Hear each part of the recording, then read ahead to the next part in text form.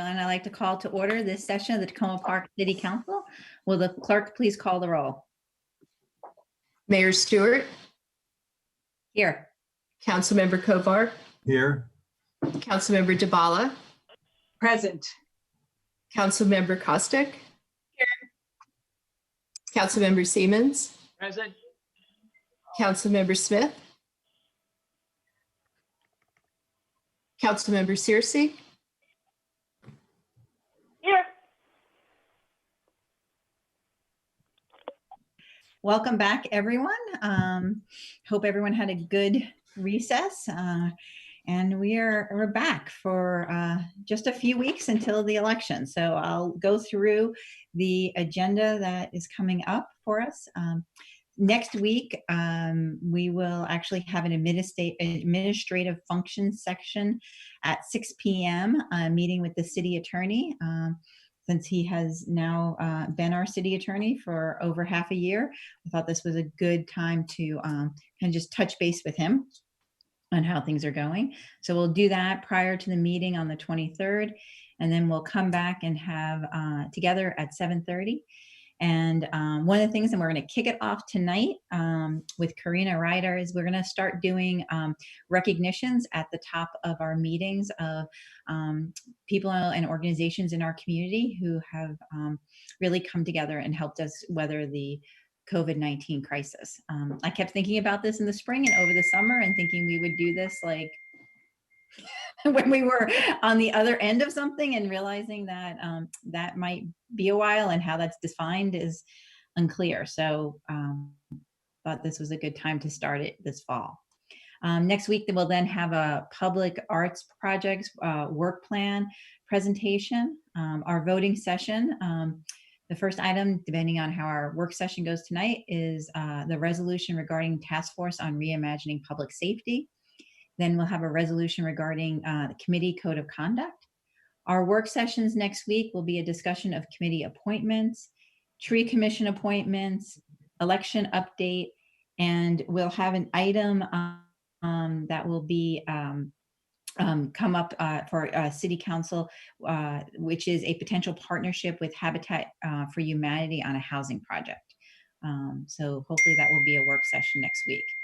And then on Wednesday, September 30th, at our regular meeting at 7:30, we'll have a presentation by who's our intern, Jordan, who was here this summer. Unfortunately, we didn't really get to meet her in person because we were working remotely. But she will be presenting on the work she did on racial equity best practices at the meeting. And then we'll have a voting session on a resolution providing for appointments to the Tree Commission. We'll have a number of work sessions. The Deputy City Manager will walk us through racial equity initiatives, next steps. We'll have principles of council we're not doing that. We'll have a resident proposal for Dorothy Woods basketball court area. We'll talk about that. Upcoming procurements. We'll have an election update and budget, tentatively a work session on a budget amendment number 2. And then on Wednesday, October 7th, we will have the recognition of Indigenous Peoples Day. And our voting session will tentatively be the first reading ordinance authorizing FY21 budget amendment number 2 and ordinances approving procurements, and we'll have an election update work session. And then we only have 2 other meetings that will take place October 14th and 21st before the election. At the moment, we are not planning to meet on Wednesday, October 28th, right before the election, but that's just tentative in case we may need to do something. So those are that's our agenda for the next couple of months. Now moving forward for this evening, it's September and our first meeting back. So the great thing we get to do is introduce our youth council for the year. So I think almost everybody's here but one person, and so I'm gonna call your name and have you put on your video. So let's see, I have Emmeline. Is Emmeline here? Here.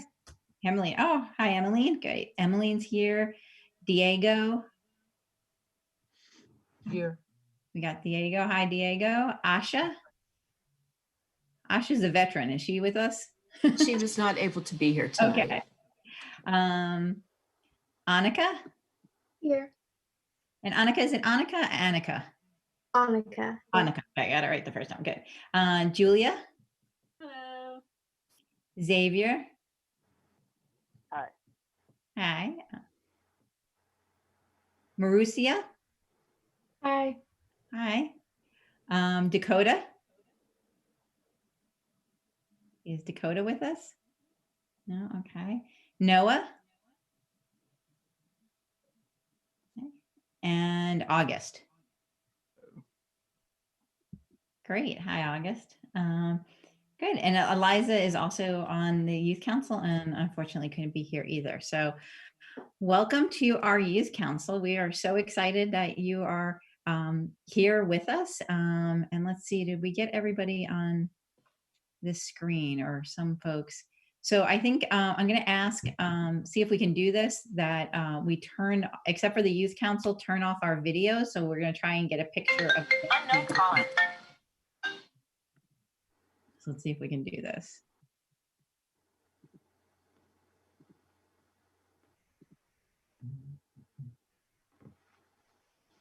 And I think you have to do hide self view. If you do hide non-video participants, then everyone who doesn't have their video on will disappear.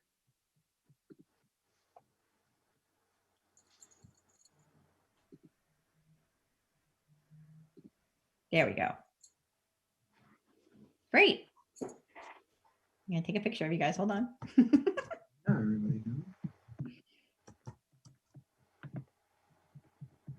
All right, ready? 1, 2, 3. Gotcha. Awesome.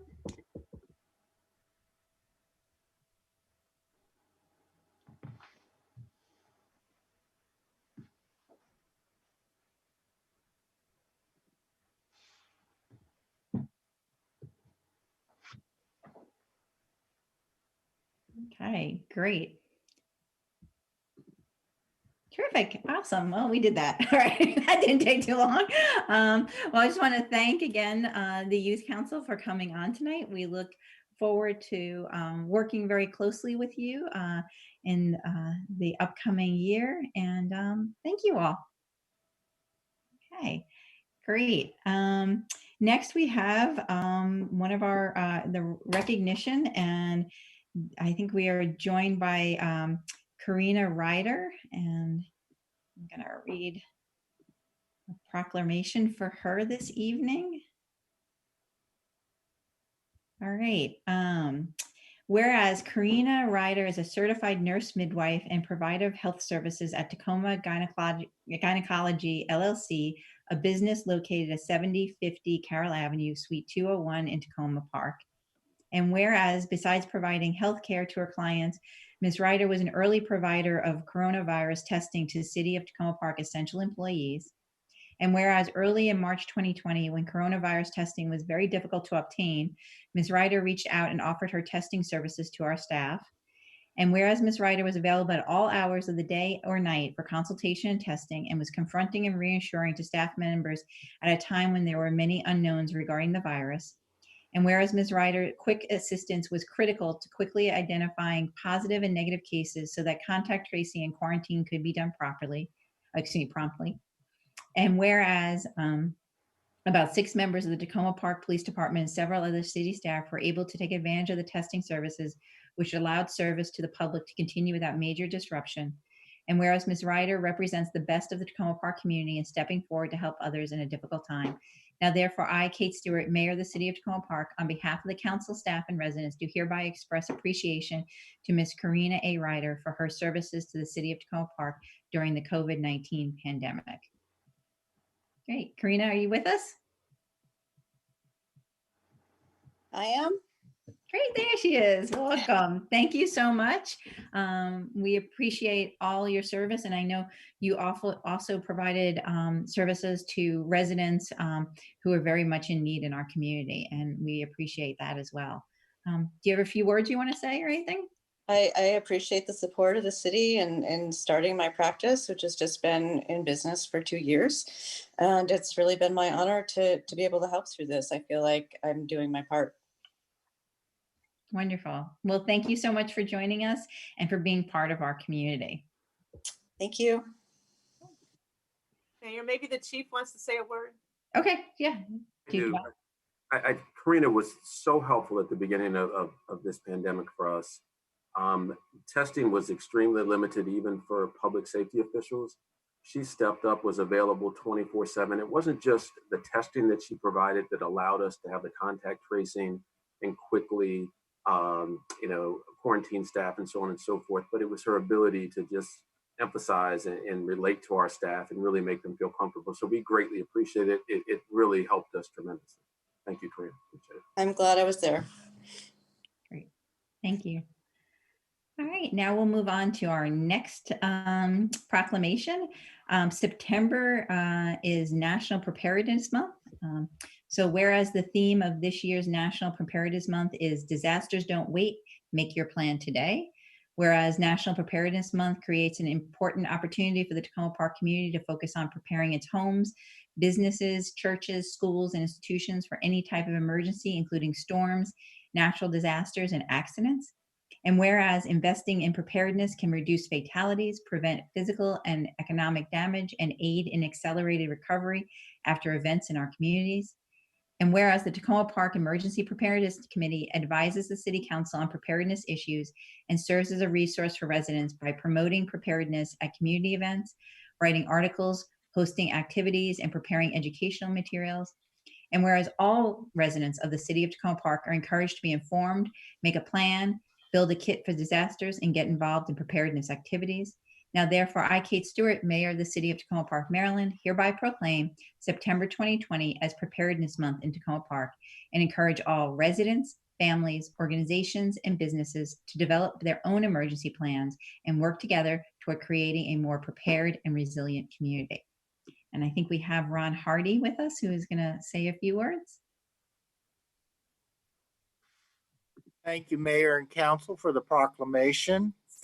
The Emergency Preparedness Committee has been very active prior to COVID-19, doing outreach at the high rises in the city and the Folk Festival and the Street Festival, the newsletter that you mentioned. We have a new flyer that we just pushed out that you all have a copy of today that's two-sided with materials list on one side that's good for any emergency, and the other side has some information. We've restructured our web page with the help of Donna Wright and made it easier to find with more information under About Tacoma, with a lot of good links to FEMA, MEMA, and the county, and ready.gov. We've done some training.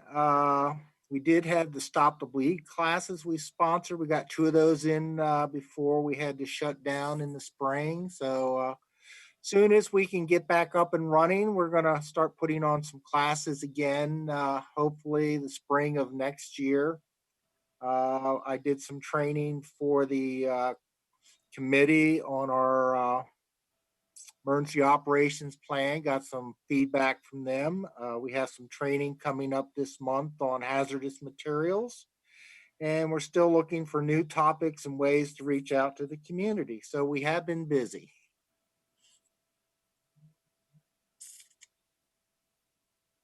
Great. Well, thank you so much for that. I thought you were going to go on longer. I was eating my dinner, Ron. Thank you. I really appreciate it. I could have brought Claudine. She would have gone on for 5 or 6 minutes. Mayor, Mayor, could I ask a question? And that way you can keep eating too. Thank you, Ron Hardy, for the presentation. There's one other thing I was interested in, and maybe you could talk about it now, or maybe it's something that we can deal with going forward. And I know I've communicated in writing about this with, I think, my colleagues in the city manager, and I think there's some work taking place. But there's certainly a lot of concern that I've heard from among people in the community, and it's something that I share in terms of what type of events we might need to prepare for in the period right around before and after the election. And I'm not talking about our local elections, but the national election and what kinds of incidents could potentially arise from that. And so I just think it would be helpful, not necessarily tonight, but prior to the election in November, to, if there's information that could be of value to residents in terms of preparing for whatever may occur, and I don't have any inside information, I think that would be helpful as well. Well, all that is being discussed at many different levels. I know the chief has been working with the county and the National Capital Region on the police side. That was part of the discussion with the emergency managers in the National Capital Region today, and getting an overview from the Kim Kaddish from the federal government on their plans. Again, everything is in the planning stage right now, so there's not a whole lot of information to release. So once we start getting some best practices to advise somebody, we'll be glad to push that out. Okay, thank you.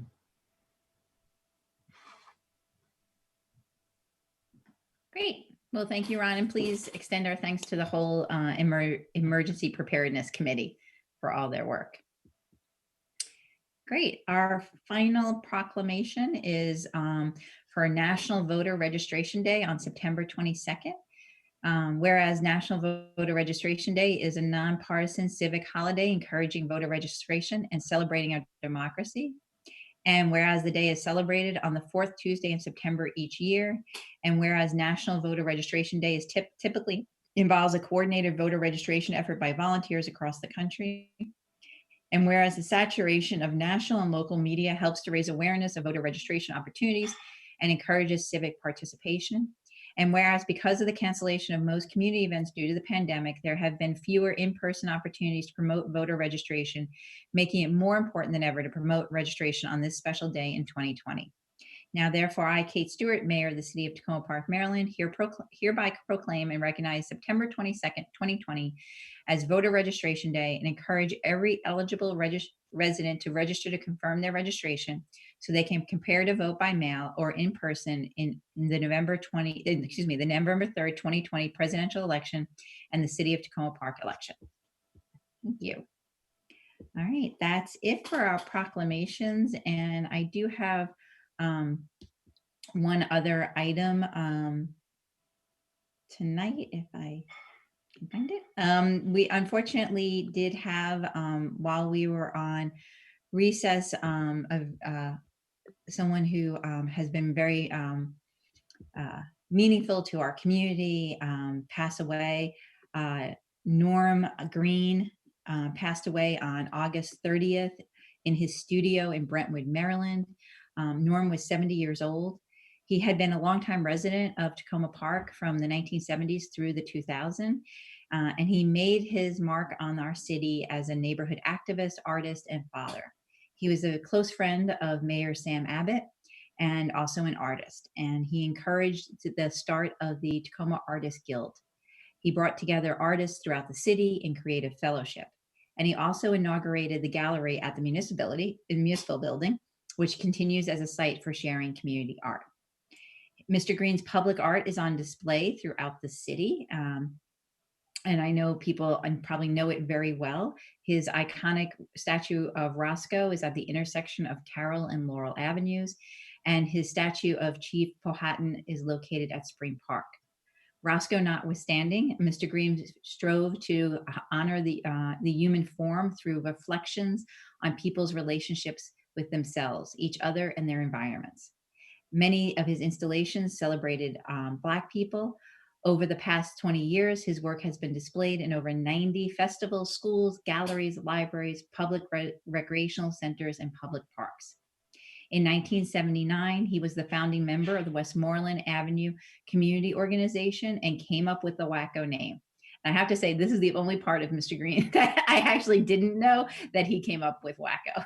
Mr. Green had a strong interest in shaping the lives of young people. Along with raising his two sons in Tacoma Park, he was the director of the Tacoma Park Youth Program from 1985 to 1987.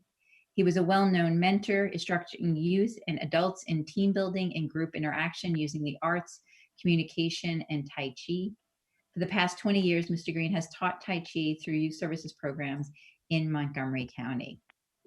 And so he was also a Navy veteran and worked as an equal opportunities officer with the Veterans Administration before turning to art as a full-time occupation. He had a bachelor's of science in sociology with a minor in arts from the University of Maryland. And I know all of us share in our sadness at his passing and send his family our sympathies and support. Thank you. Okay. I think that takes care of all the for the record items tonight. Tonight we actually will start our meeting before we have public comments with a presentation of the new Ave Bikeway. We're at 60% design, and I'm gonna first turn it over to Jamie Ernst, who's then is going to introduce the consultants who worked on this report for us.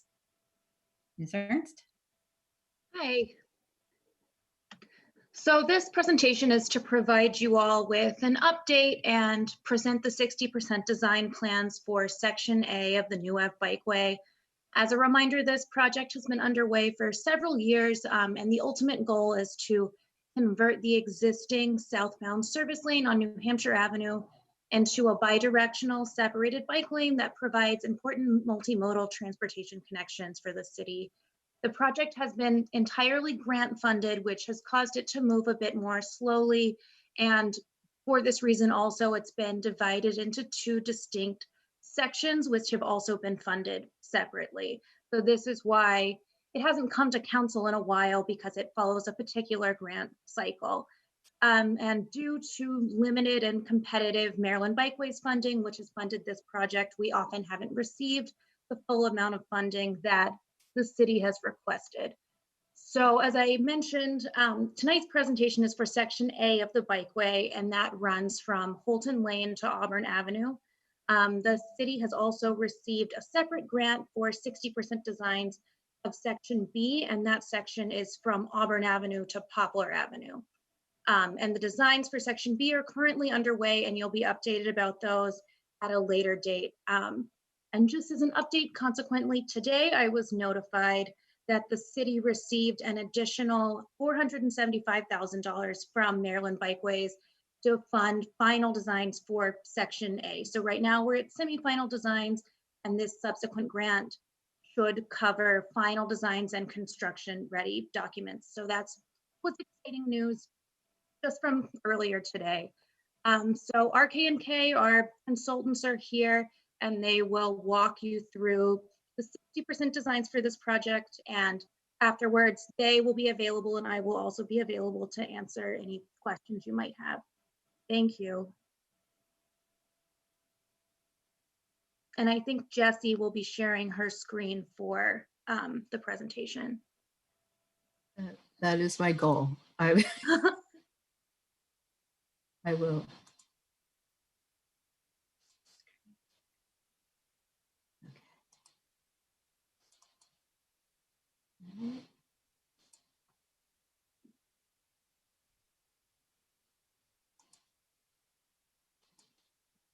All right, can everyone see? Yep, perfect. Thank you. Good. And this is Rob Gillespie. Hi, everyone. Good evening. Jamie, thanks for sharing the great news, too. I was going to ask you about that earlier, actually, if you heard anything from Maryland Bikeways on the final design funding for Section A. So that's fantastic news. Thanks for sharing that. So again, good evening, everyone. On behalf of the City of Tacoma Park, RK&K completed semi-final design of the new Ave Bikeway Section A improvements. Next slide, please. So funding was provided through a Maryland Bikeways grant, like Jamie said, with matching funds from the city. Next slide. And the presenters this evening are myself from RK&K, Rob Gillespie, and my colleague Nathan George. Good evening. Good evening. Hey, Nathan. So the Section A bikeway limits, as Jamie had mentioned as well, are along the southbound side of New Hampshire Avenue from Ethan Allen Avenue north to Holton Lane. It's about a 1 mile segment. RK&K is actually, sidebar, RK&K is actually working on Section B currently, so we're pleased to be supporting the city on that project, that piece of this bikeway project as well. Next slide. Project goals of the bikeway retrofit include development of a low-stress, enjoyable bikeway, includes ADA compliance upgrades to sidewalk shared use path facilities, bus stops, and intersection crossings. We'll have improved connectivity to transit and commercial residential properties. Our other project goals include minimizing impacts to property and utilities, and implementation of stormwater management practices.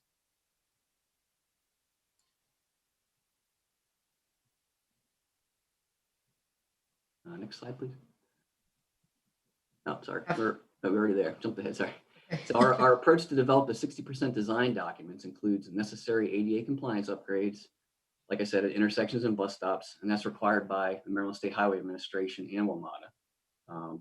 The approach was also to utilize available low volume, low speed frontage roads as buffer separation for the bikeway from the southbound Maryland 650 travel lanes.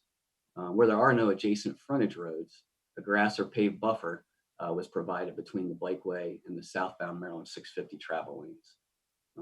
Key facility types for the proposed bikeway include shared use path or side path, a trail, a southbound shared lane with contraflow bike lane, and two-way bike lane facility, actually, which we were able to implement at the northern limit of the project, where repurposing the entire frontage road was feasible. We did also coordinate with Maryland National Capital Park and Planning Commission throughout design as part of the mandatory referral review process and for impacts required to some park property just south of Sligo Creek Parkway.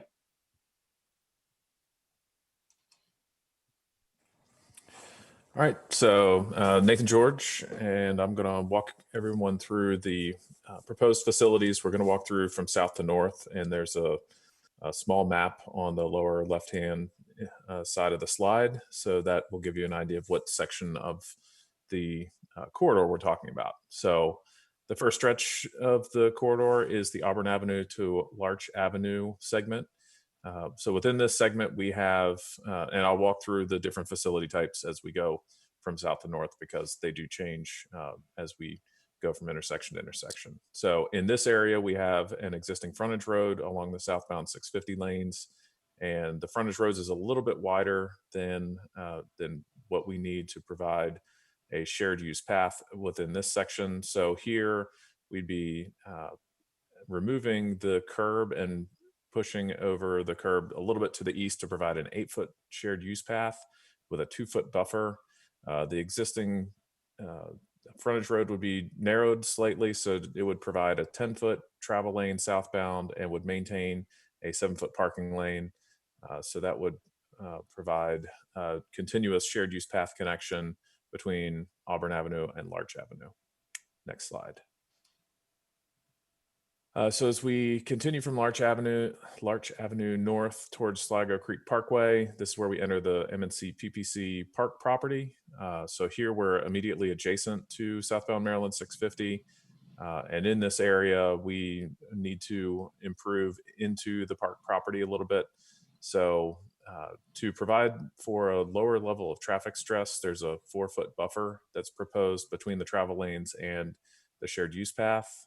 In this area, it would be an 8-foot shared use path with 1-foot buffers on each side of the street. And then we do have some retaining wall that would be required with the widening in order to construct the trail into the park property, and that would minimize grading impacts into the park. And there's an outfall area here that Rob will discuss a little bit later. And this gets us up to about 500 feet south of Sligo Creek. So if you'll move to the next slide. So as we transition out of that area of fill slope, there's also a section where there's a steep roadside grade.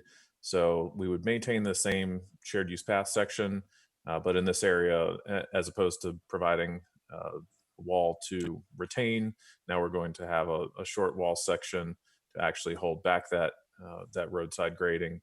So there would be a vertical wall along the edge of the trail in this roughly 150-foot section. Next slide.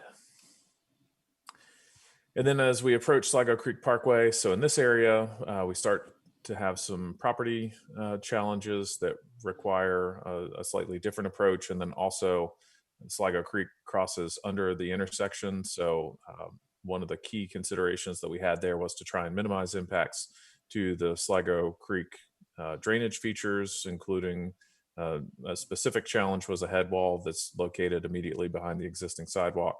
So in this area, the design approach was to reconstruct the medians and shift the southbound lanes slightly to the east.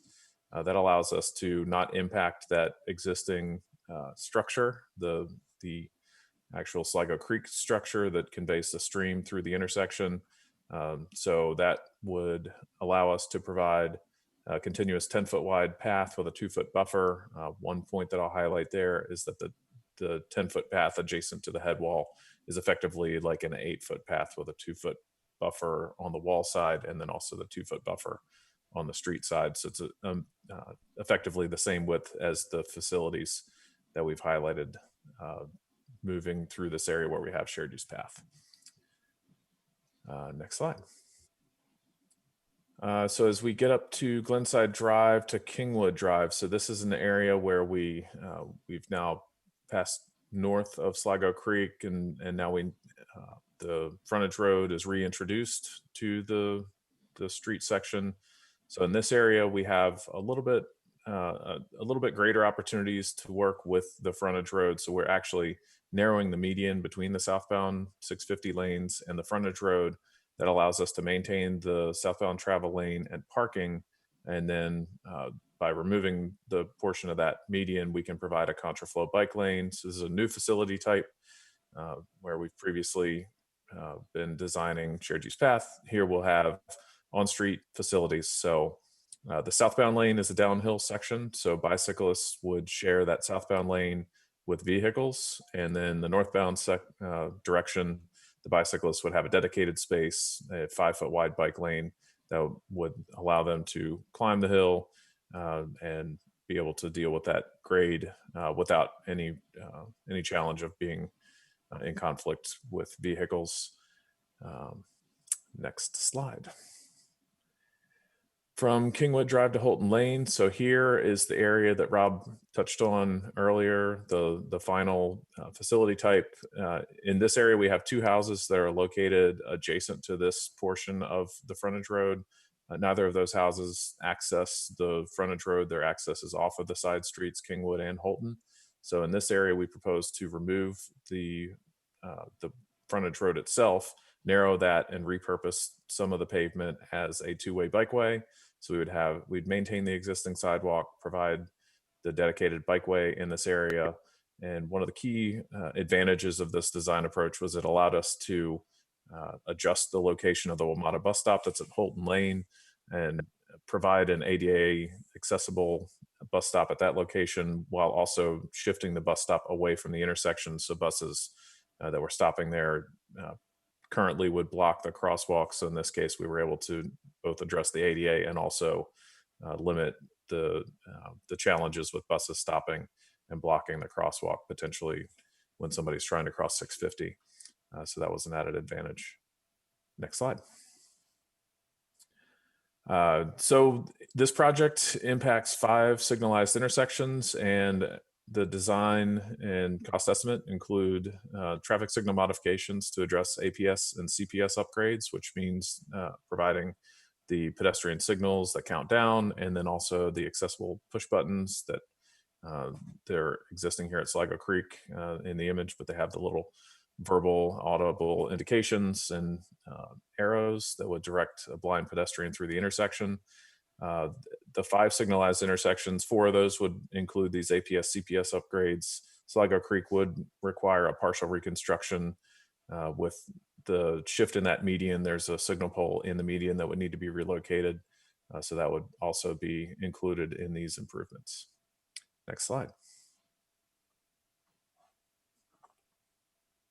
Okay, so to provide stormwater management on site to the maximum extent practicable, we did identify 3 locations for micro bioretention facilities listed there, and they can be implemented behind the curb within the buffer zone that separates southbound Maryland 650 travel lanes.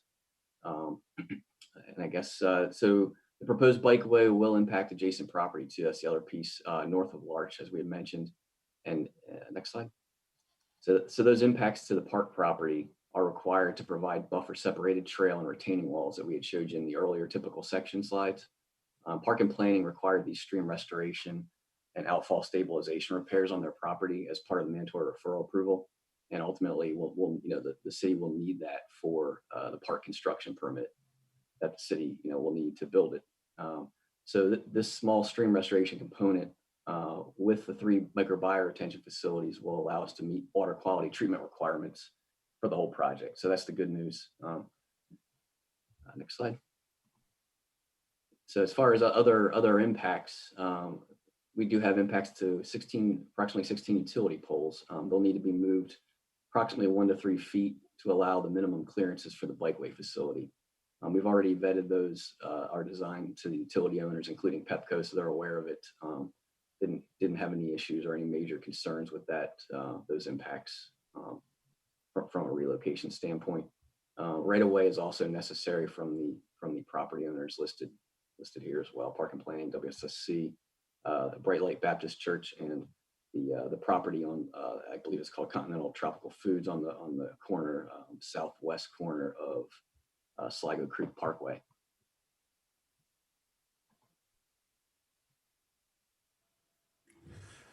Another consideration that we looked at was parking impacts. This was something that came up during 30% design, and we've continued to monitor impacts to parking along the corridor. There are currently 48 to 50 spaces approximately, and the project would require removal of approximately 20 to 24 spaces. So to highlight the specific locations, the Devonshire to Larch section, there would be 5 spaces that are removed. That's required to provide the bike facility.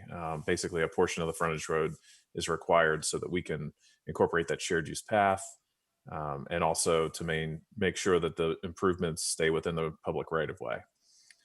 The Glenside to Merwood section, so in this area, all of the on-street parking would be removed, and that is based on the need to the necessary width to provide that contraflow bike lane and deal with any potential, limited potential for additional impacts that would be required to maintain parking. Another aspect of our review is to look at where folks have existing driveways, and then this section where all the parking is removed, the homes in that section of the corridor do have driveways. So that was a key consideration with making that recommendation.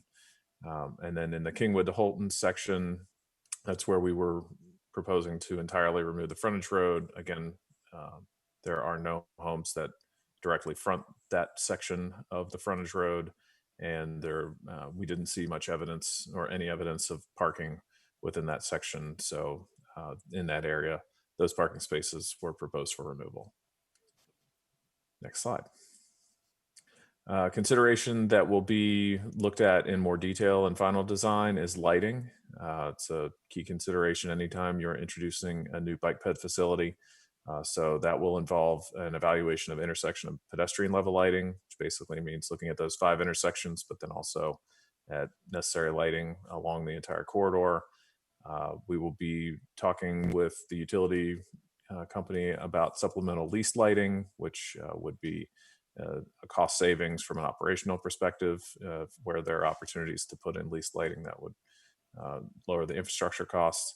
And then supplemental LED lighting, the fixture that's shown here is the Munich style LED that's been used in the New Avenue streetscape standards and was also utilized in the Ethan Allen Gateway and Flower Avenue Green Streets, which is currently under construction, the Flower Avenue, right, Rob? Yeah. So that's the style of supplemental lighting that's anticipated along the corridor. Next slide. Project cost based on the 60% design is $3.4 million construction cost. So I just wanted to highlight that for you. And if you have any questions, we can give you a little more detail on that. Next slide. And our next steps. So the 60% design was completed in July of this year. We'd hoped to come to you guys a couple months ago and had some technical issues. So we're really happy to be at the final stage of 60% design, and glad to hear you've got the funding for 100%. Mandatory referral is upcoming in October, so that, as Rob mentioned, it has been an ongoing process, and we should have that completed in October, or underway, I guess. And we'll have continued coordination as you go into 100% design.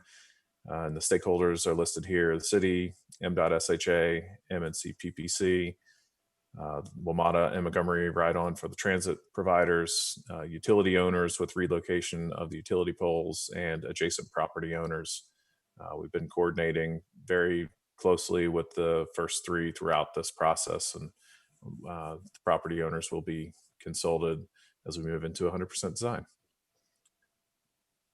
And also, we noted here the securing of funding for the 100% design, which we hear you guys have secured. So that's fantastic news. So next slide.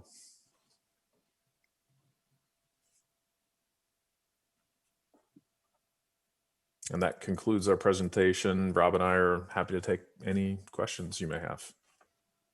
Great. Thank you so much for that. This looks terrific. It's very exciting, and I'm glad we got the news today about the funding. I just had a question about scheduling. I don't know if that's for you or for Jamie. If all sort of moves along well, and we continue to get funding and everything, what's the sort of schedule you think for this project? You mean sorry, there's my video. You mean the schedule for construction? Like, when can I actually ride my bike? Unfortunately, that's a very difficult question to answer. Because of the cost of this project, as you've seen, even the design work has been several $100,000. Everything has been grant funded. Yep. So it's very much dependent on, so we've secured final design funding for Section A, which was the section that you just saw. And then we'll need to secure final design funding for Section B, which is the south section. And then the plan is to obviously secure another grant for construction. Likely our avenue would be TAP funding, which is what we use to construct the Ethan Allen Gateway Streetscape project.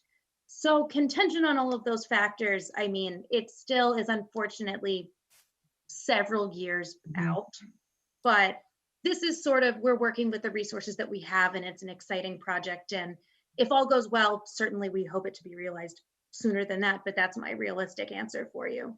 Great. That's awesome. Thank you. I really appreciate that. And I think I'll probably turn this over to Councilman Searcy and Dabala first, because it touches your wards most directly.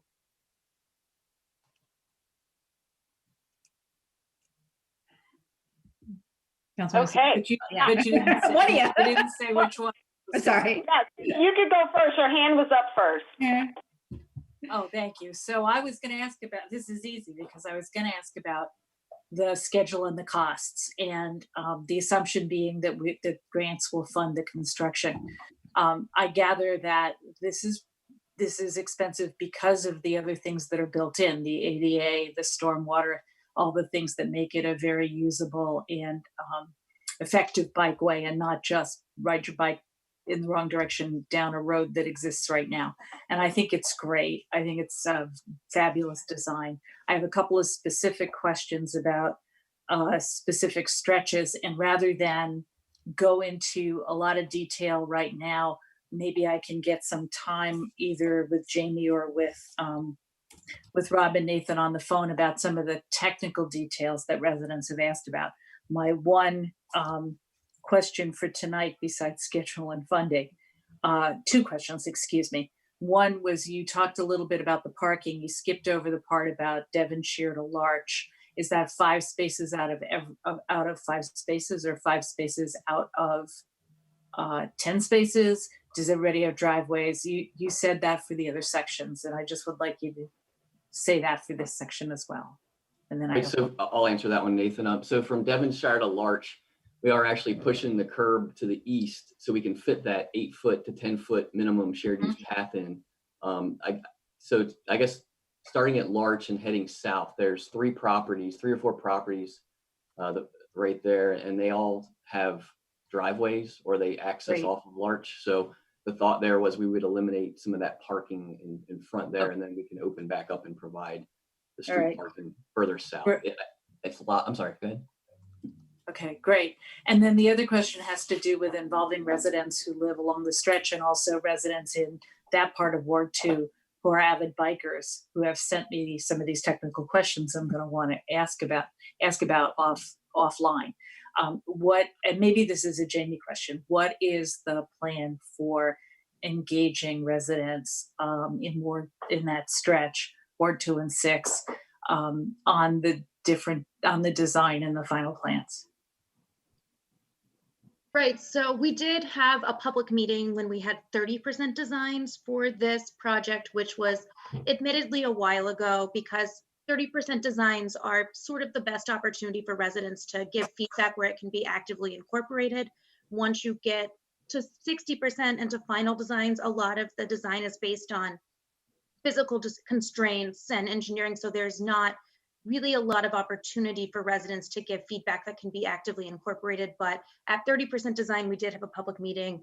The designs were presented to council, and then at the time it was the Safe Roadways Committee. They also commented on the designs. 60% because of COVID, and a lot of the time spent on this design has been based on the coordination with MNC PPC on the property that needs all the outfall restoration and stormwater work. That's taken up very much the bulk of the project and a lot of our budget that we had for public outreach. So that's the unfortunate truth. And the other part is because this project is grant funded and it's been so slow moving, we didn't know that we would get final design. We didn't want to engage residents and then maybe not get funding. And then we have to say, oh, sorry, maybe wait another 4 years to be engaged in this project or something. So now that we know that we have funding and can move forward and final design will happen, we'll have public meetings more actively. And especially now that we're able to incorporate section B of the project, which is in the 30% design phase and can more easily incorporate resident feedback. Great. Well, anything to help on that, let me know. And Councilmember Searcy, you probably feel the same way, but let's hear. I do. You stole my thunder. So first, let me say this is great. I'm excited. I know that a lot of residents in Ward 6 are bike riders, and I've been asked quite often, for more seamless, connection. So one area where I do think will be problematic is the loss of on-street parking. That is an issue, primarily because some of the neighborhoods that you all are exploring also get street parking from some of the nearby multifamily buildings. So it's not necessarily just the residents who live in the homes that's directly adjacent to the right-of-way that you all are considering, but it is also spillover parking from some of the multifamily residents that live across on the opposite side of New Hampshire Avenue, right? So I think one thing that's going to be really important is that community engagement. I know that, it's, when you're at 30% is the ideal time to engage people, but sometimes people it doesn't feel as real until you know for sure that, you're used to parking in front of your house and you're not going to be able to do that anymore. So if we're able to start now, even if it's getting Jamie, you on some of the upcoming neighborhood association Zoom meetings, tenant association Zoom meetings, just so that people are more in tune with what this design is. What I would hate to have happen is for us to get at 100%, and then there is absolutely no way to pivot, and we're dealing with a mutiny. So, I think that's going to be the key. I think overall, the idea of improving bike access in the area is something everyone's going to give a great thumbs up about, and definitely at Holton Lane, where we haven't been able to replace that bus shelter, and that area has been problematic for some time. So we're definitely looking forward to those changes. I just want to make sure that we're able to properly engage those property owners, you know, the church and the business, as well as the residents that may be losing parking, street parking as a result, that we can engage them more directly sooner if possible. But overall, I think this is a great idea. Great work, and it's a really cool design. So excited about it. Great. I think Councilman Costick also had a question or a comment. Yeah, thank you. I just want to reiterate my colleagues' thanks to you. Really interesting presentation. And I was actually on the Safe Roadways Committee back when this first came to us for some review. So it's really neat to see it continuing and to see where it's going. I had two questions about the design and just thoughts to kind of toss out there. The first was in that section, particularly where the pathway is along the park land and is directly next to the fast moving cars on New Hampshire Avenue. I wondered about not just doing the grass median there, but actually putting some bollards or some type of barrier there just to increase the feeling of safety for people. I can think of, you know, just if I'm walking with my young kids in particular, I just feel safer knowing that there's a barrier there and knowing that they're not going to run out. And if a car veers over, there's something that's between them and me. And then my second thought was in the sections where the bus stops are on the other side of both the access road and the two-way bike path. One of the bits of feedback that I've been hearing from people with disabilities, and particularly the blind and visually impaired community, is a concern about when the bus stop is located in sort of a floating bus stop scenario.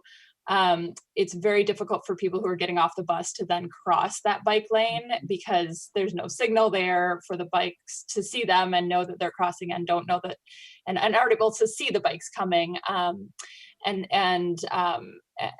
it's also difficult for the bikes to necessarily know that they're there. So I wondered if there are some design features you could add to assist with that as well.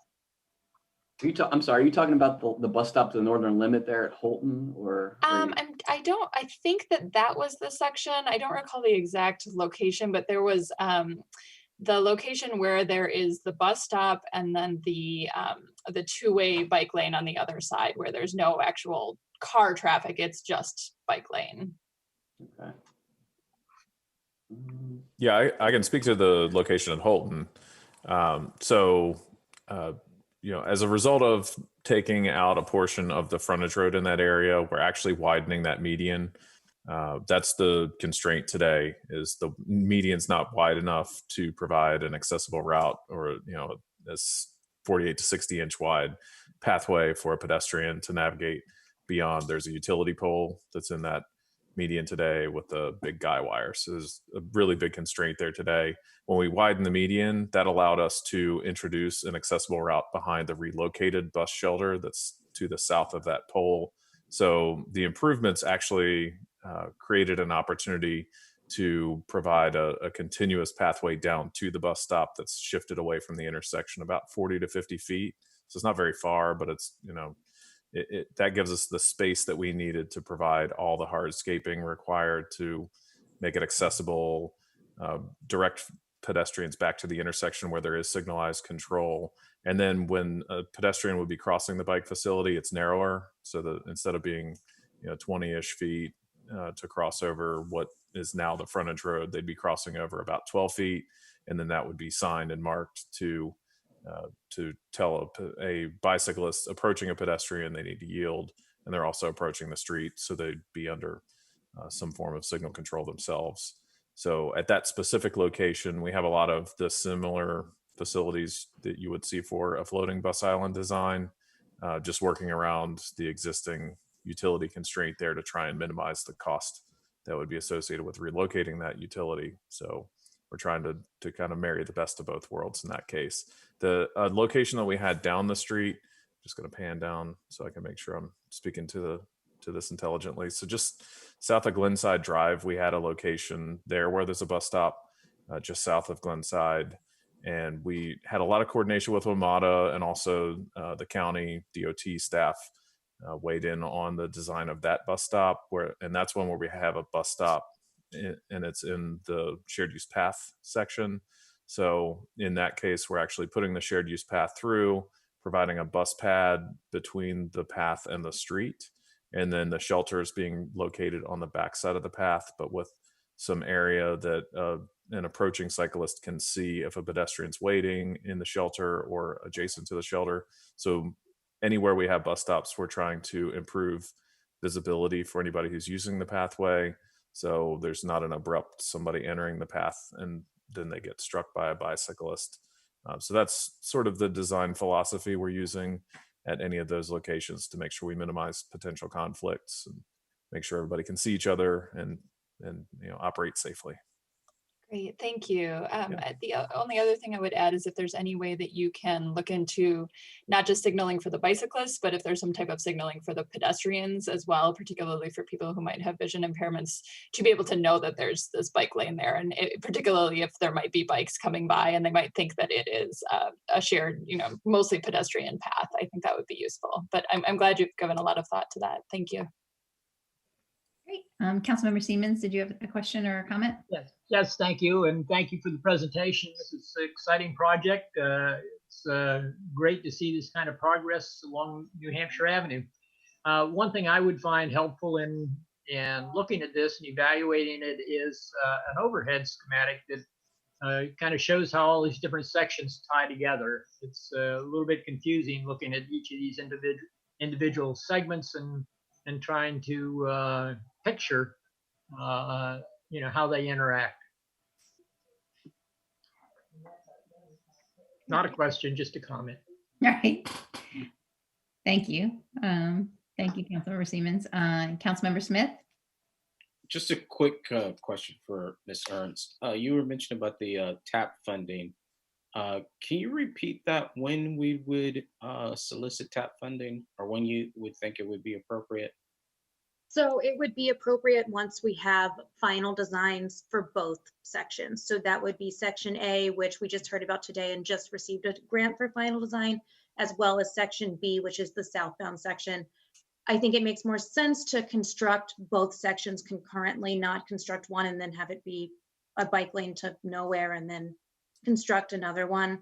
So unfortunately, I think it would have to be once we secure and have final designs for both sections of the bikeway. And that would probably be a couple years from now. Okay, all right.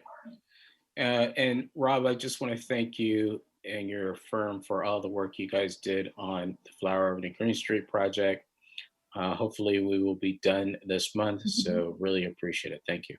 Thank you, sir. It's been a pleasure. If I might just add a note that we have been, we have made comments to the state of Maryland that we would like funding sooner than having to wait and do this in piecemeal fashion. If you're a larger or richer jurisdiction, you can pay for this up front and then get the grant funding kind of as it comes in and to reimburse yourself. And we don't have those kinds of resources. So we've been advocating, because this is a great place. It's a lot of folks who,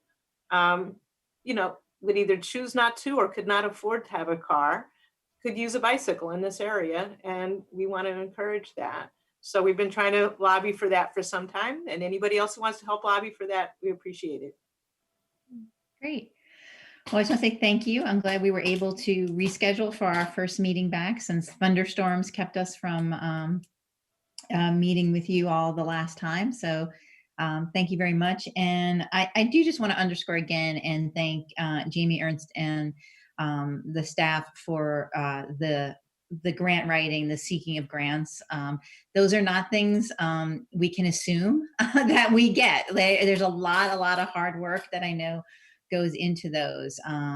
And I just want to say thank you and remind folks that in addition to this grant, we also were able to secure $100,000 in the facade improvements for New Hampshire Avenue. That came out of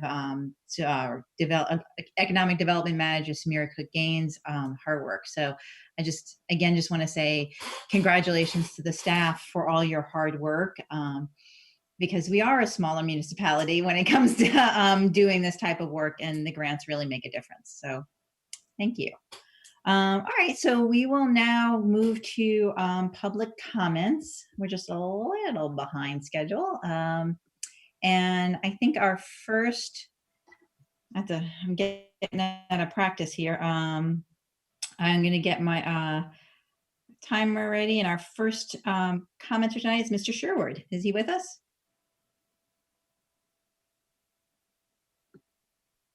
He is. Okay, Mr. Sherwood, take it away. Good evening, Mary Stewart, City Council member, City Manager Ludlow, and Police Chief Duvall. My name is Wayne Sherwood. I live at 218 Grant Avenue in Ward 1, and I've lived there since 1991. My own personal experiences with the Tacoma Park Police working in this neighborhood have always been very positive. Thank you for the opportunity to speak this evening.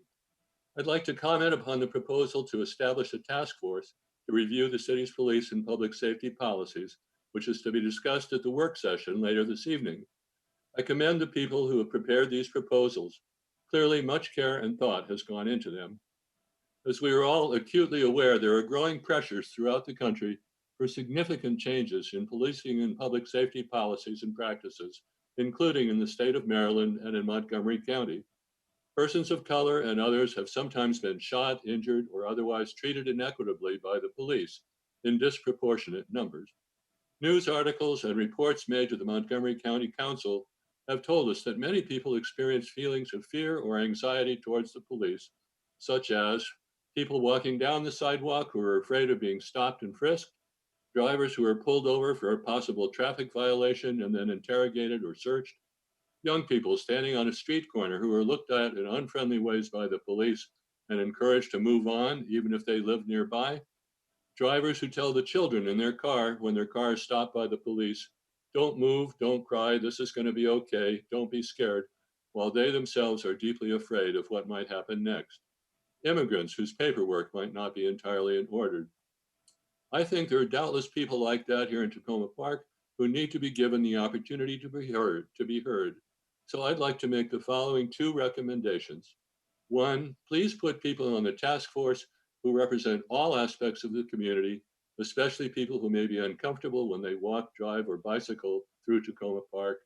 2, please make a special effort to reach out and find people who have stories to tell about their actual experiences of negative interactions with the police, or who might be afraid of such possible negative consequences, and invite them to come and tell their stories to the task force in ways that are as confidential as possible.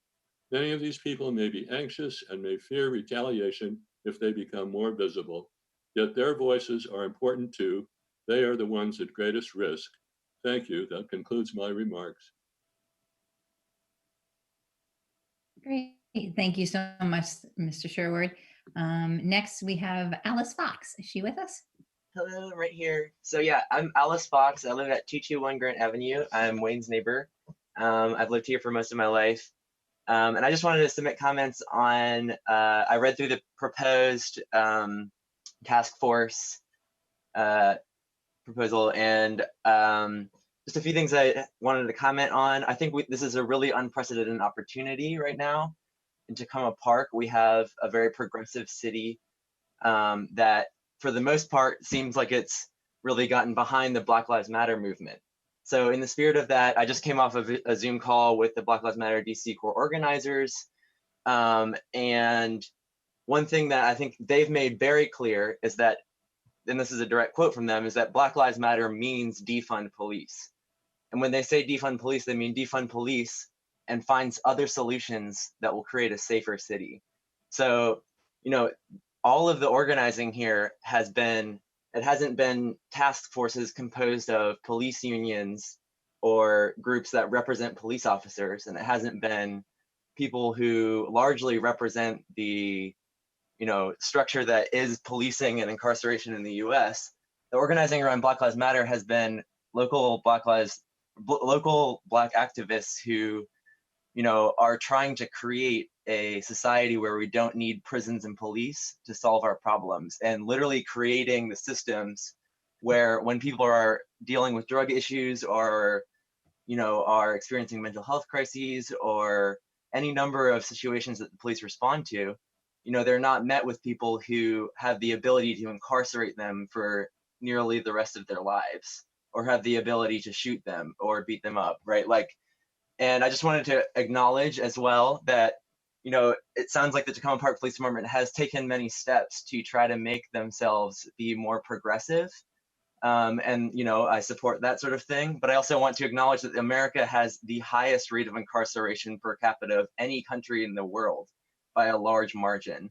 And that, you know, it's basically not due to the fact that we have an excess of crime. It's due to the fact that the incarceration and policing system is completely out of control, and that we rely on the police to do things that are to do so many things. And they are, you know, I think that a lot of police are trying their hardest to deal with a lot of different situations, but are put into situations where, you know, their job is ultimately to enforce laws that are often unjust and end up with people's lives being ruined and people's lives being put into cages. And I wanted to end with the fact that a friend of mine in high school, grew up in the area, was put into state prison for nearly a year on drug charges for selling drugs in Tacoma Park. And it ruined his life. You know, he had a really hard time finishing high school. I felt really horrible for him, and it didn't need to happen.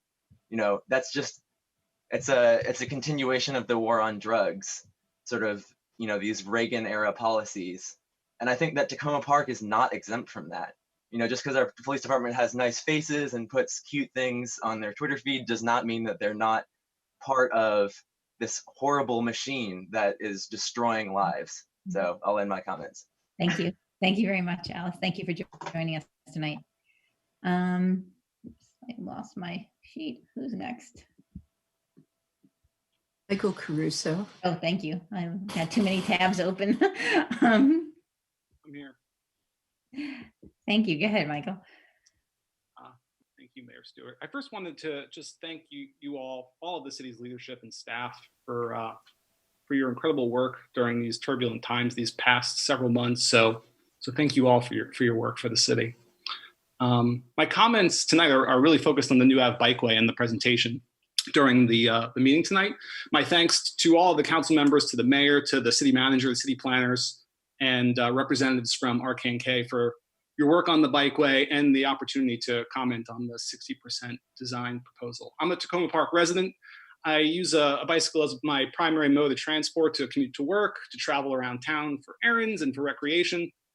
In addition to my submitted written comments, I just wanted to express my support for the bikeway as a valuable addition to Tacoma Park's growing bicycle network and to Montgomery County's planned network of countywide bike paths.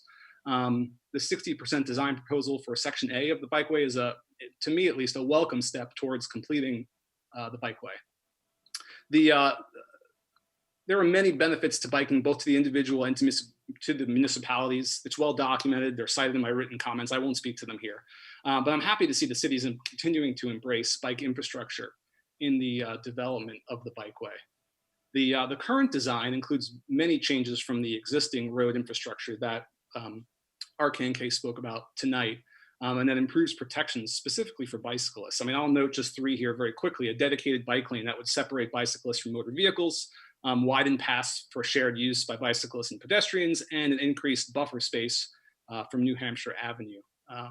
In addition to that, the bikeway would also just increase the ratio of the city's bicycle network to the city's existing road network, which is just a great ratio to sort of improve at this point. And the bikeway would also align with the city's expansion of its bike network with the county's expansion, as it provided in the bicycle master plan that it released a couple of years ago. In my written comments, I shared a couple of questions for RKNK, just sort of exploring some design questions. And I realized from the conversation tonight that some of those changes might not be possible at this stage, but I'll just mention sort of the three high-level categories, which were questions about widening some areas of the bike lane where possible, just to further increase bicycle safety from motor vehicles and pedestrians.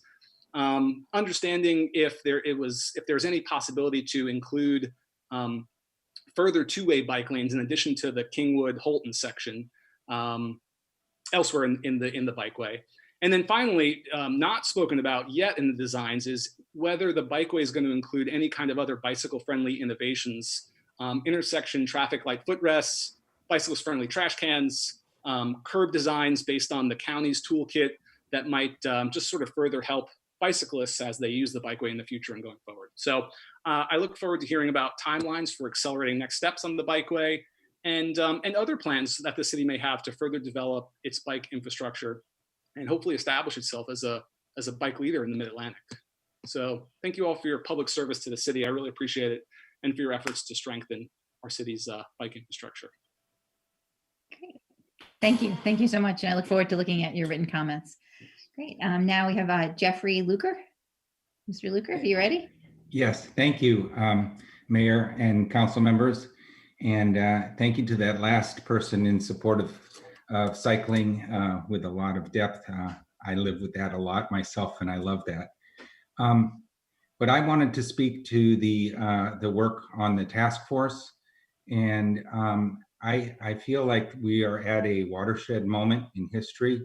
And I'm really glad that we're taking this on. I am concerned that the issue of mental health is not weighted enough in the definition of the task force. When I look at the list of participants there, I don't see enough numbers to tip the scale. And I would suggest that our jails are a major source of mental health backstop for us, and that's a huge problem. I live with it in my own family and in my actual experience here in Tacoma Park. I have a daughter who struggles with mania and has, I've called the police and had very successful crisis intervention moments on several occasions. I should have been known to them, and then I had a very bad experience with a force-driven crisis intervention experience that escalated the problem. I'm dealing with years of legal and court issues that have the fallout of that. I've been genuine trying to treat a child with real difficulties, and it's either mental hospital or prison is what we are faced with way too often. And my feeling is there's a huge gap between mental health care and policing, and there's a hole there that needs to be filled. And I had, for example, when my daughter first came back from the hospital, she had a police officer, not a police, a former military nurse who was available 24/7 that we could call whenever she was having trouble, and there was respect between the two of them. And I'm sure that kept her out of the need for police interventions. And we lost that because that was funded by mental health costs, and there's a gap there because our mental health insurance only covers to a little, and the need for treating these folks. So I just would love to see you guys give a lot more care and thought to the idea of crisis intervention teams and how we fill that gap. When somebody's struggling, the first time the police, it works, they become immune to the respect over time, and there needs to be something in between. So thank you for letting me speak. Thank you. Thank you so much for coming tonight. Great. Next, Sally Kern's up.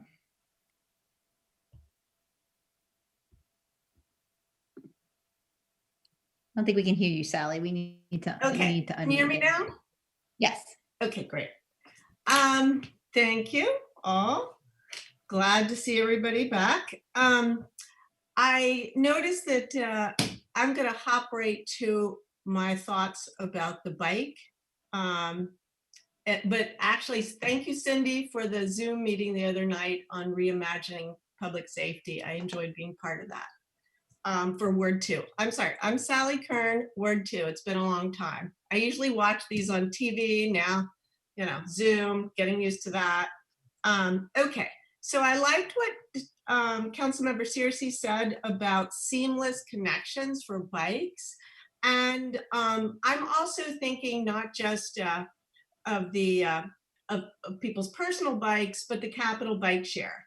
And if you look at the map in Tacoma Park, in the Google Maps, the major points where you can pick up a bike share or drop it off are Montgomery College, the Metro, the Library Community Center, the gazebo, then over in Talicia's ward, Langley Park, new rec center, and Ethan Allen. And then right in the middle, we have the city lot at Carroll and right around the corner from Sycamore. And so I know that it's a bone of contention. The bike share would be removed by the NDC site plan. So I wanted you to start, I would hope that people could start brainstorming where that checkpoint could be. In tandem with that, even though it's not on the bike share, the bike for tonight, the F4 bus, if you look at the Google Maps for the F4 buses, the F4 bus route, there's one bus stop at, let's see, it's called, shoot, I lost my little list, but I think it's Holt. It's right there on Philadelphia. I think it starts with an H. Maybe it's not. Okay, anyway, so it's right below the firehouse. It's at that junction where it's hard to pull out. The next one is at Jackson at 410. If you took away the bus stop, the very optimally located bus stop in the middle at the city lot. So if we were to get rid of that, I think we should be concepting where that would go, because that is a very onerous length of walking that we would put on transit users. So those were two big issues. And then that's 3 minutes, sorry. Oh, all right. Your time, thank you. Okay, stormwater was what I wanted to get to, but I'll do that next week. Okay, great, awesome, thank you. Next we have Robert Anderson. Good evening. Welcome back. Thanks for your service to the city, folks. Appreciate it. I have two questions about the junction. First, after a Zoom meeting with BF Gilbert's Association, Ms. Stewart and Ms. Kostick wrote a letter with a variety of questions for NDC about the junction development proposal. However, there was no respond by date in the request, which is typically done in a business letter. Given that letter was dated August 20 and we're now a few days short of a month later, could you please let the community know the response? If it hasn't been received yet, when do you expect it? Also, in the very unlikely case that a response is not forthcoming, are there consequences? The second issue arises from notes from the NDC city phone call of September 4th. The notes state the question about parking for the general public arose. NDC reiterated the portion of the parking will be for tenants and customers of the building, and the rest will be for the general public. The exact numbers will depend on the tenants in the building. City Resolution 2018-41 authorized the developer to submit junction plans to the county. The resolution states that there be, quote, inclusion of public parking for area businesses as part of the project, unquote, which NDC confirmed on the call. This would mandate that the number of spaces exceed the number required simply by the footprint and kinds of businesses in the development. Ms. Stewart and Ms. Ludlow are probably the best positioned to answer this question, which is, how many spaces additional to those meeting code for the development, which NDC states are for tenants and customers, does the city require to fulfill adequate parking for the area businesses? This is of additional and immediate concern, since the NDC sign on the parking lot states that the application includes a parking waiver to provide fewer than minimum spaces required by the code. Remember, the code only looks at spaces for the development, not the additional spaces needed and required for the community at large. If there are fewer than what code says is needed for the tenants and customers, how can there be additional spaces for the general public? So given that we know who the area businesses are, This response has nothing to do with whatever businesses eventually come into development. The question is, what is a specific number of additional spaces that are needed for our already known area businesses?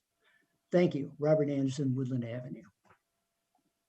Thank you. Next, we have Mary Jane Machui. Mary Jane is not here. Okay. Is Miss Landman here? I believe Ms. Landman did not actually want to speak. She was on the list by mistake. I'm gonna.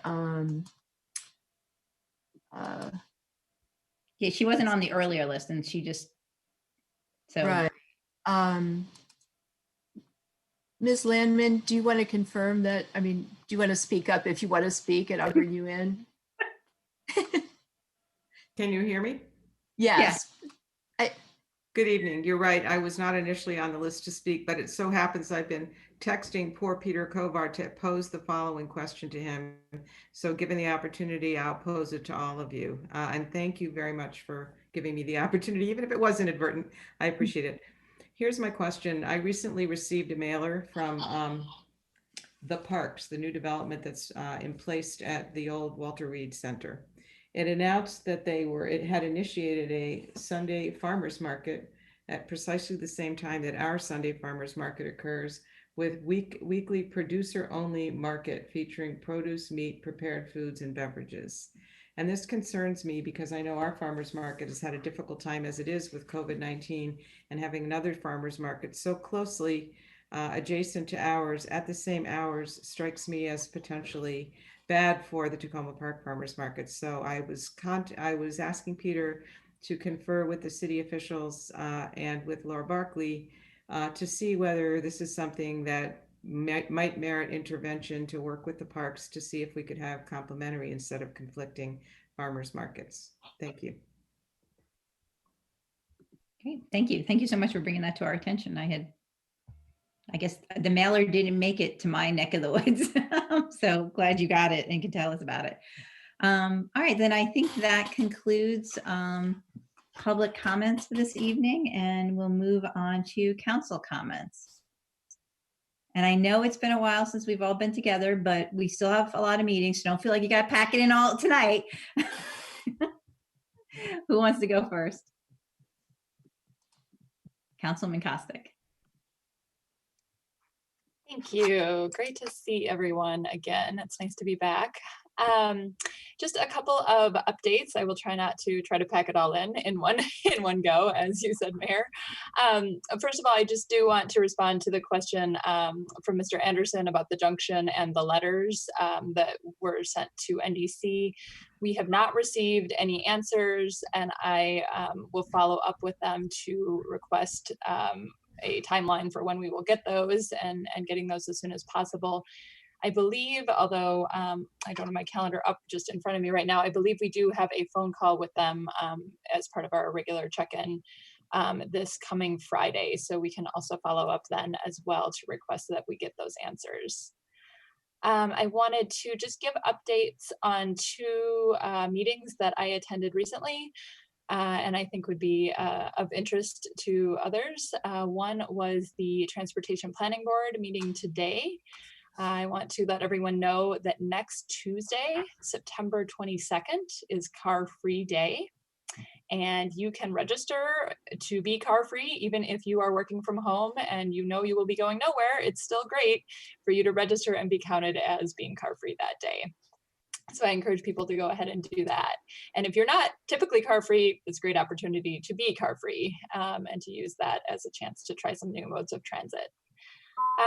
We also had some really interesting data presented to us about a COVID transportation survey that was done of employers in the region in July. And the results were not necessarily representative. They had to work pretty hard to get responses from employers. So it wasn't a huge sample, but it was pretty interesting, some of the things that were found. And one of the facts was that 96% of employers in the region either shut down or reduced on-site operations at the beginning of the pandemic.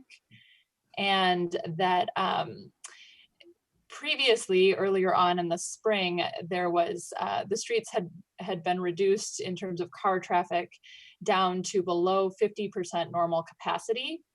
But interestingly, now the capacity has gone up to around 80% of that. So we actually are getting back to a fairly high level of traffic, which I think we all have seen, but it was interesting to see the numbers.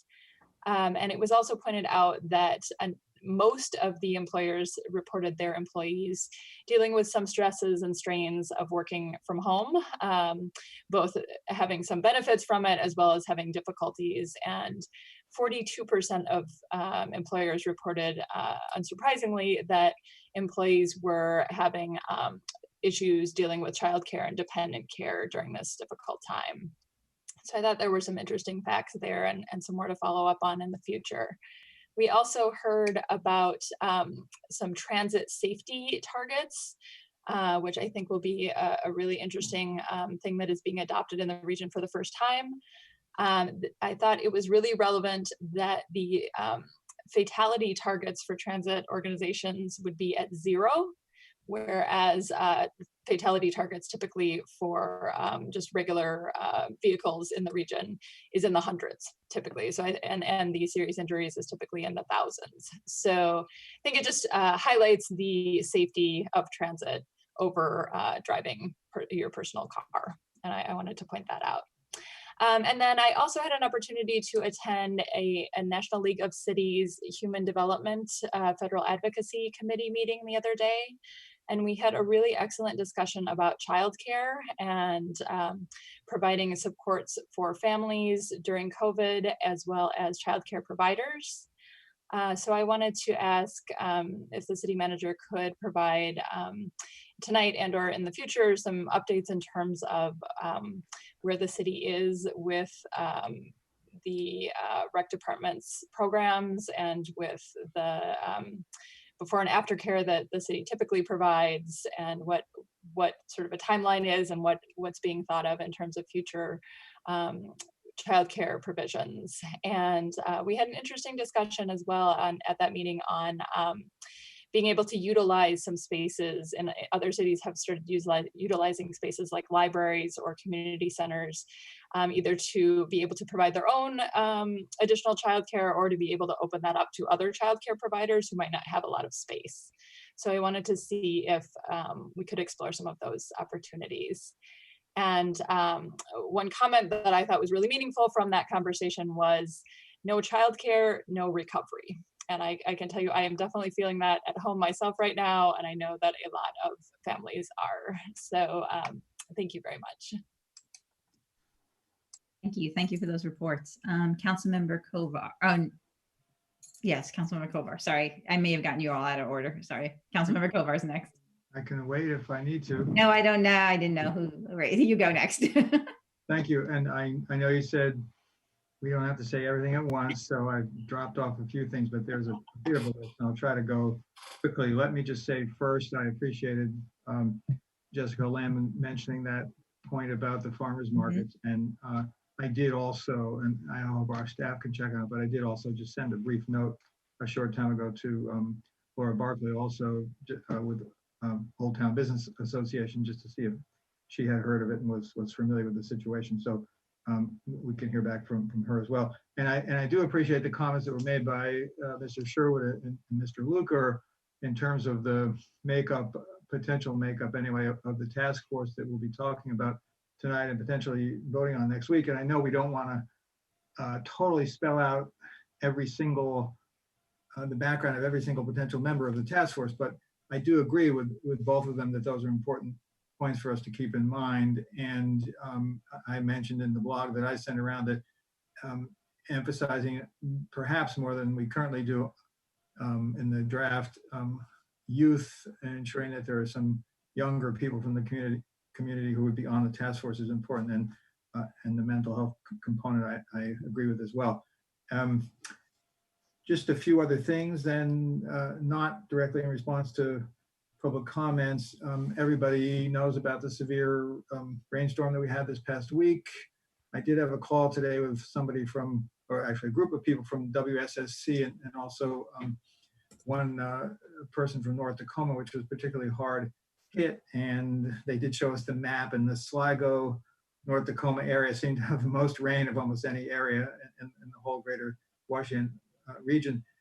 One of the things that they pointed out was that there's a number of homes in North Tacoma and perhaps elsewhere in the city as well, where what they call area way drains, which are drains out in the yard for the purpose of helping to channel stormwater away, in many cases decades ago were hooked directly into the sewage systems and now be against the law now. And so there's the potential for a very costly set of issues in the future. And I think it's something that I don't know exactly what the answer is, but something that we ought to take a look at some point on the city council. I think we talked about it in 2018 because last year was not as rainy. I think other priorities rose up above it, but I think that's something that we'll have to turn our attention to.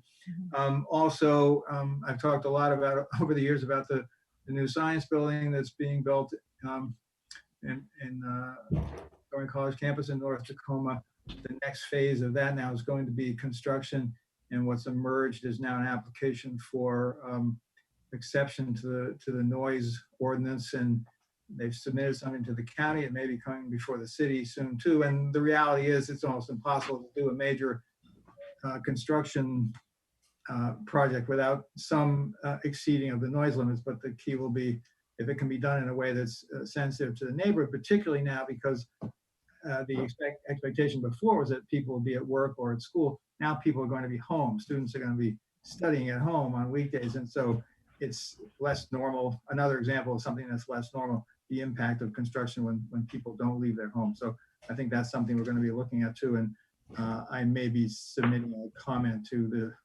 WSSC or to the county on that proposal. A couple other things. I know the mayor and staff are working on trying to set up our next meeting with the State Highway just to talk about the range of safety issues that we talked about with them in the past, and hope we'll be able to do that soon. I appreciate that they're working on that.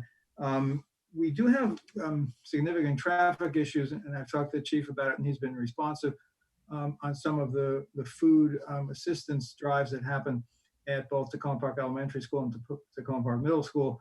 And I'm wondering whether it's possible for us to know in advance about those and try to coordinate, because the traffic can get really bad as opposed to waiting until it happens. So that's something that I don't know all the details about who organizes those events, but I think it seems like when they're done, which is really important now, given the food insecurity issues connected to COVID, that we not wait until the traffic becomes impossible to deal with, because they're very well attended, which speaks to the challenges around food security. And then just a couple other things. Something that's come up on cell towers in the context of the work that the city is doing on the cell tower committee, the county committee, which our own Darrell Braithwaite's a member of. One of the things that's emerged, and I'm still doing some research on this, but it was brought to my attention by several residents, when they measure the emissions, and there are safety standards, even though they haven't been upgraded in several decades at the federal level, all the measuring is done by computer simulation, apparently, not by actual measurement, and that's under the current county rules. And so I'm thinking it might make sense for us to be in touch with the county about whether it would be possible to require actual real-time testing as opposed to computer simulation, given that some of these buildings have multiple towers on top of them. And so, believe it or not, I didn't mention a lot of the other things I was going to mention, Mayor. And I just say one other thing. For whatever reason, I've had a ton of questions lately for Public Works, and Darrell Braithwaite has been really great in responding to them. And she's probably tired of getting my emails and phone calls, but she's been really great. So thank you, Darrell. Thank you, Mayor.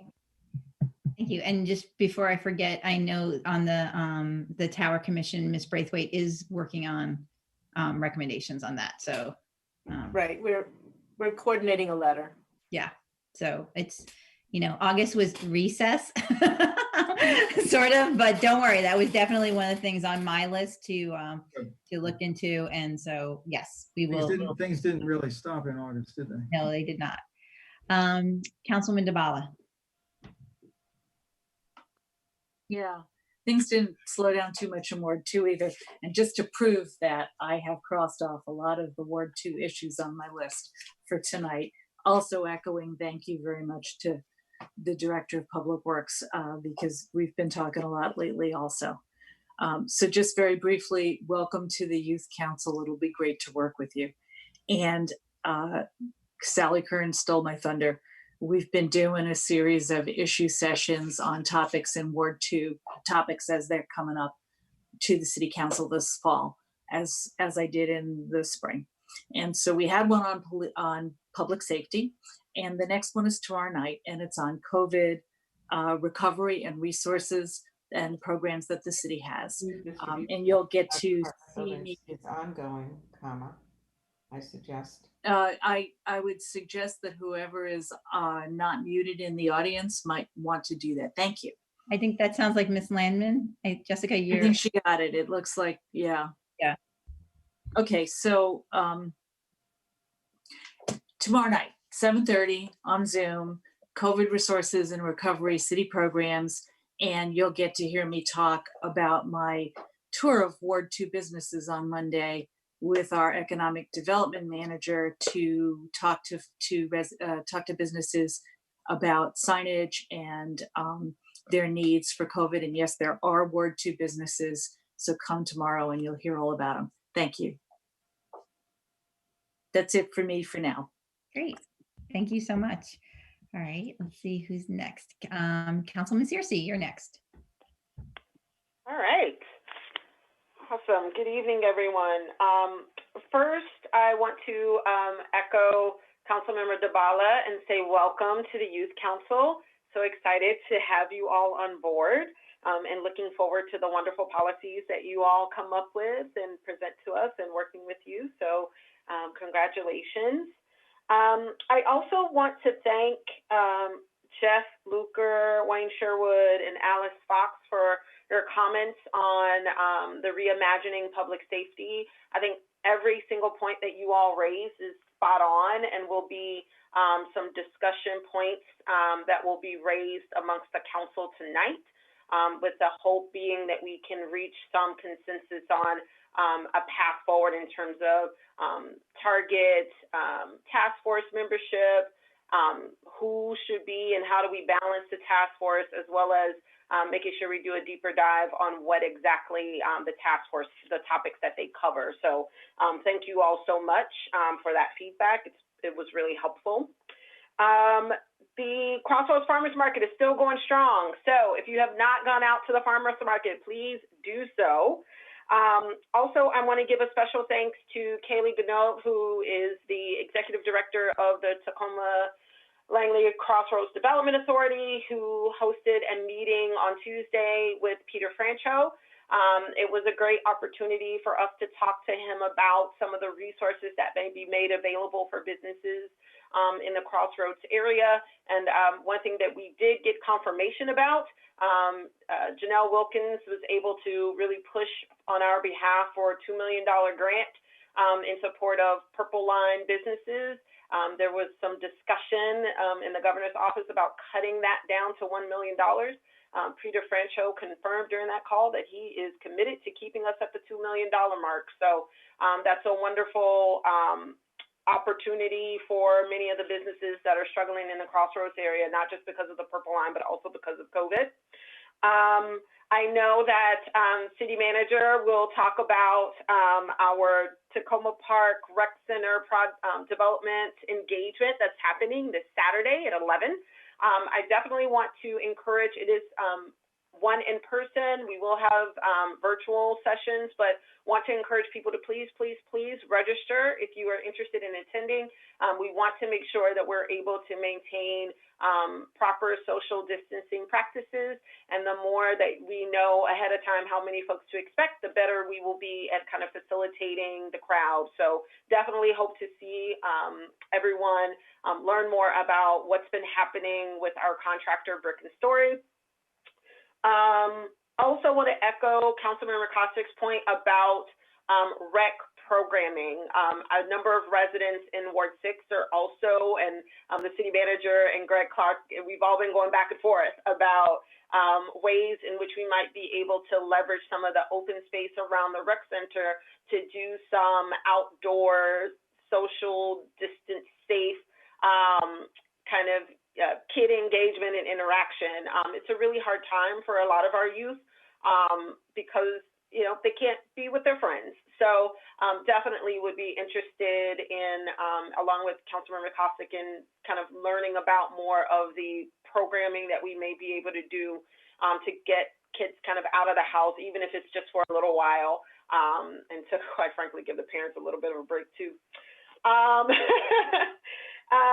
Also, just want to give folks a quick heads up. I have been engaged in a little bit of back and forth with the parks staff about some of the post-storm cleanup along the Sligo Creek Trail between Becca Lilly and Hillwood Manor. So staff came out yesterday. It's park and planning staff. Park and planning, thank you. I'm trying to go through this list as fast as I can. So park staff did come out yesterday, actually, to take a look at some of the damage. I do need to follow up with Mohammed about it.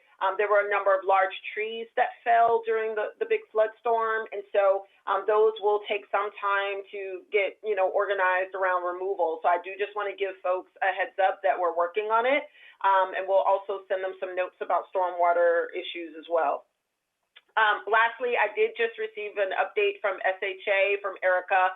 I know that residents who live near that broken crate on New Hampshire Avenue that makes a very loud sound whenever a car goes over it.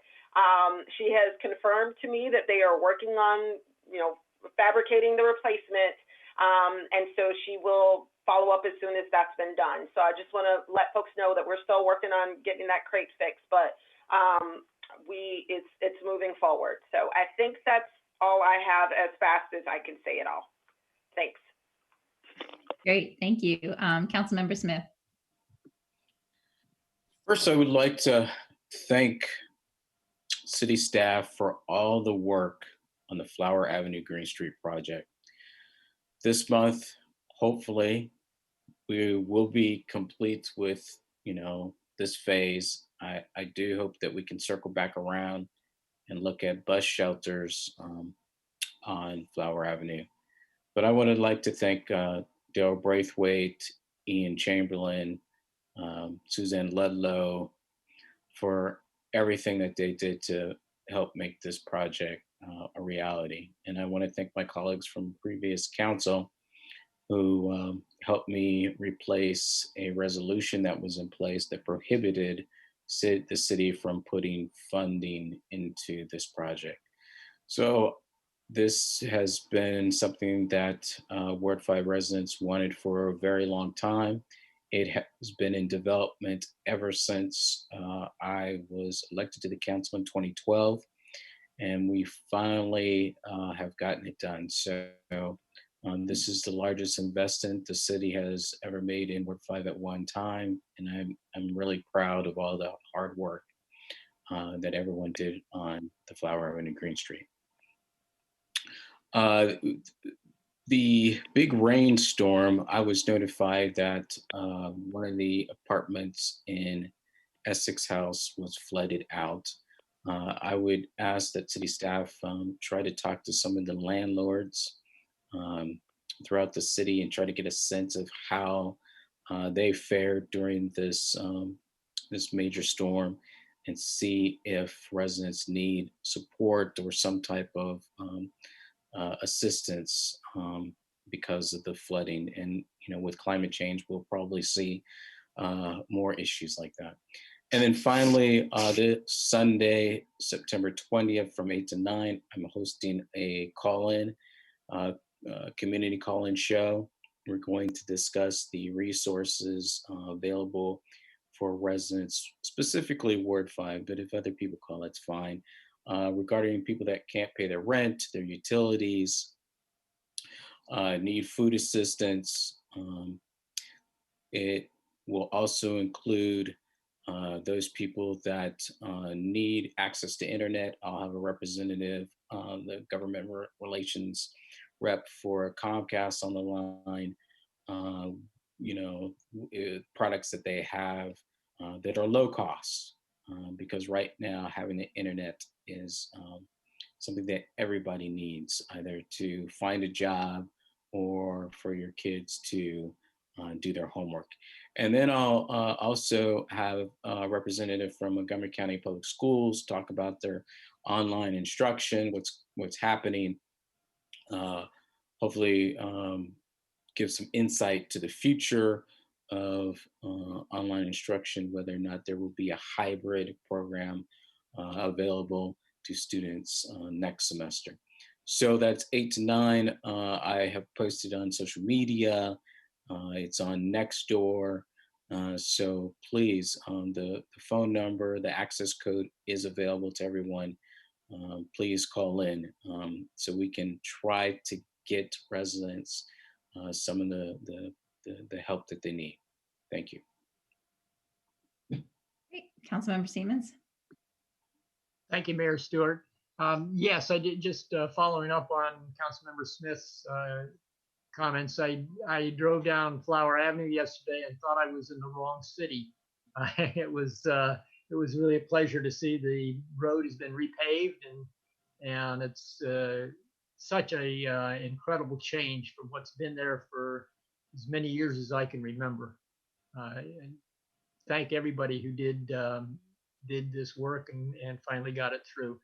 Anyways, I also wanted to thank the Youth Council and all the members for participating and welcome them aboard, and say I look forward to what the work they do this year, this next couple of years.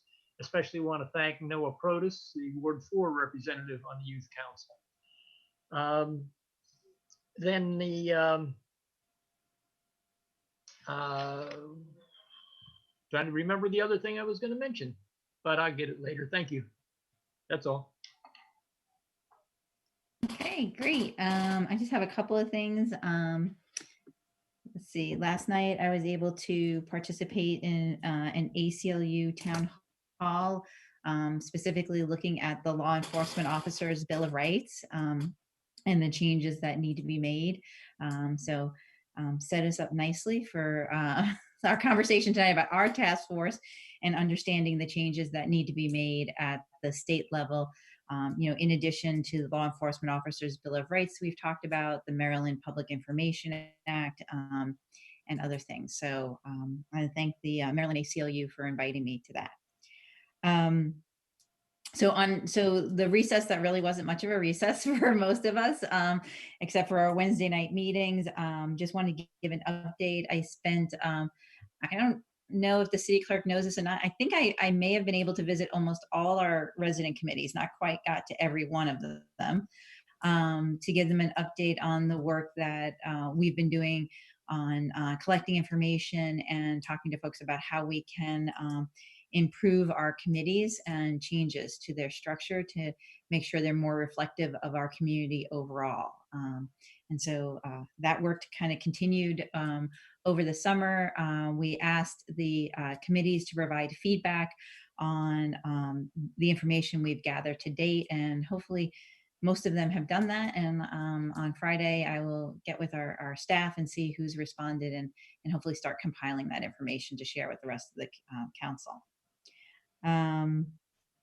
The other thing is, I know stormwater, and particularly because of the weather we've had recently, really is top of mind for most folks in the community. And I've been talking to the city manager about seeing if I know we don't have that many meetings this fall, but seeing if there is a presentation or a meeting we can have with some experts on stormwater, including our own experts we have in the city, to talk about some of the state requirements and how that all works.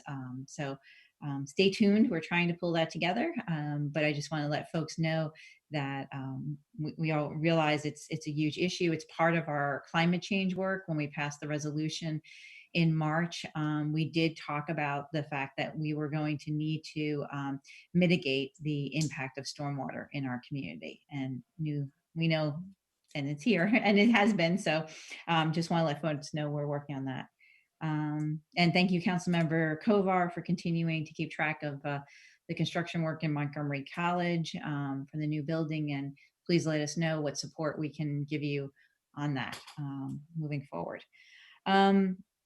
In addition, just going to add on to Councilman Searcy and Costick, and I've talked to the city manager about this as well. We all know people are kind of desperate for space, childcare and other things we talked about. And just to kind of add to that list as we're thinking about ways that we can sort of use different space. In particular, families who live in apartment buildings are having a particularly hard time, talking to families and living in 2 and 3 bedroom apartments that have 5 kids all at school. Everybody's on top of each other, and really figuring out, are there ways that we might be able to have some space if this looks like how much longer this may go past this semester. And then the other shout out I wanted to do tonight is we had a resident in Ward 3, Bill Coolis, who worked with some of the city staff to put together this amazing graphic that lays out the timeline kind of and the different steps for the Tacoma Junction project. It is on the project work page. It is visually really easy to follow. And I just want to thank Bill so much. I know he spoke to Casey and I in the last couple of weeks about the project, and then worked with the staff to really map out the different pieces, where the city plugs in, where residents plug in, where the county process is. So I encourage folks to please take a look at that. And I just want to say thank you so much to Bill. I'm realizing the older I get, I think I'm becoming more and more of a visual learner, because when that was laid out, I was like, wow, it was great. So thanks to Bill for that. And I think that's it for me. I'll turn it over to the city manager for her comments. Thank you. I have a ton, so I'm going to try to go through them quickly or skip over some. But there's lots of good information. And as always, the city manager comments are on the website, and hope people look at them.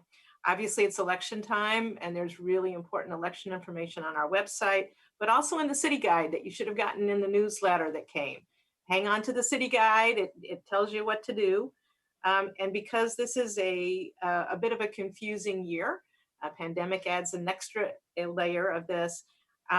First, make sure you don't leave everything to the last minute in figuring out how to vote, and make sure you're registered at your current address. So there's that. On the COVID-related information, city facilities are remaining mostly closed to the public, and I have told my staff that work remotely that they shouldn't expect to be in that situation for a year. It's really daunting. Doesn't mean it couldn't happen earlier. But I think that that's one of those things that when people are really trying to plan and figure out the facilities they need, it's something that it's kind of what it looks like. We are trying to do some things to accommodate expanding our services.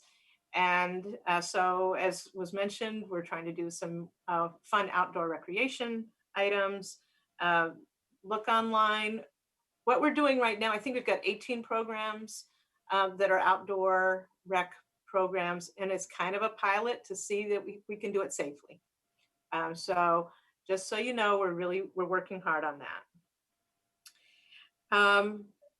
Right now, while the city parks and playgrounds are available for use, I'm still keeping the basketball courts closed. I'm sorry. That one's just not safe yet. Please wear your masks. And, one of the things I just wanted to note that even though advice has been to stay 6 feet away from people, that's when you're just talking. If you're doing something that's more energetic, you need a little bit more space. So please make sure that you're keeping a safe space. Part part of the subject is Halloween. What do we do for Halloween? And I've been asked that by many people. I will say city staff is working on this with some other folks to come up with some good ideas. I'm hoping to, within about a week, to announce kind of a citywide approach to Halloween. It's not the year to go door to door, but we do want to have some fun with it. And we're fortunate that Halloween is on a Saturday, so we can do some daylight things. We can spread out some more. And we've had some interesting discussions with Park and Planning and some others about some options. So hopefully next week I'll have some proposals for a variety of ways to have fun. And I know that, you know, we've had enough tricks this year. We could use some treats. The COVID-19 dashboard that the council members are pretty familiar with and, you know, is on our website. I have to give kudos to Deputy City Manager Jessica Clark for keeping that a cool, helpful tool, and provides good information that's Tacoma Park specific. One thing that came out of, it's COVID related, was the Maryland National Capital Park and Planning Picnic in the Park program. But one of the surprises was that the Director of Parks identified 9 parks where where people can drink alcohol in them, and didn't tell us that Tacoma Urban Park, which is the gazebo park at Westmoreland and Carroll, is one of those 9. Really not happy about the lack of consultation, and other entities across the county that are in the same situation also are not happy about that lack of consultation. At this point, if there are problems, they should be reported to Park Police because it's the Park and Planning Police that are the entities that monitor that park. Could I just interject a quick question? Would you mind? So are there, to your knowledge, any hour restrictions on it, in hours in the sense of the time of day, or is that open-ended? It seemed very open-ended. I think it's problematic, frankly. And our police department has been talking with the folks at Park Police about it. But at this point, the idea is that this is a great way for you to drink some alcohol while you're getting your picnic that you've ordered from an adjacent business.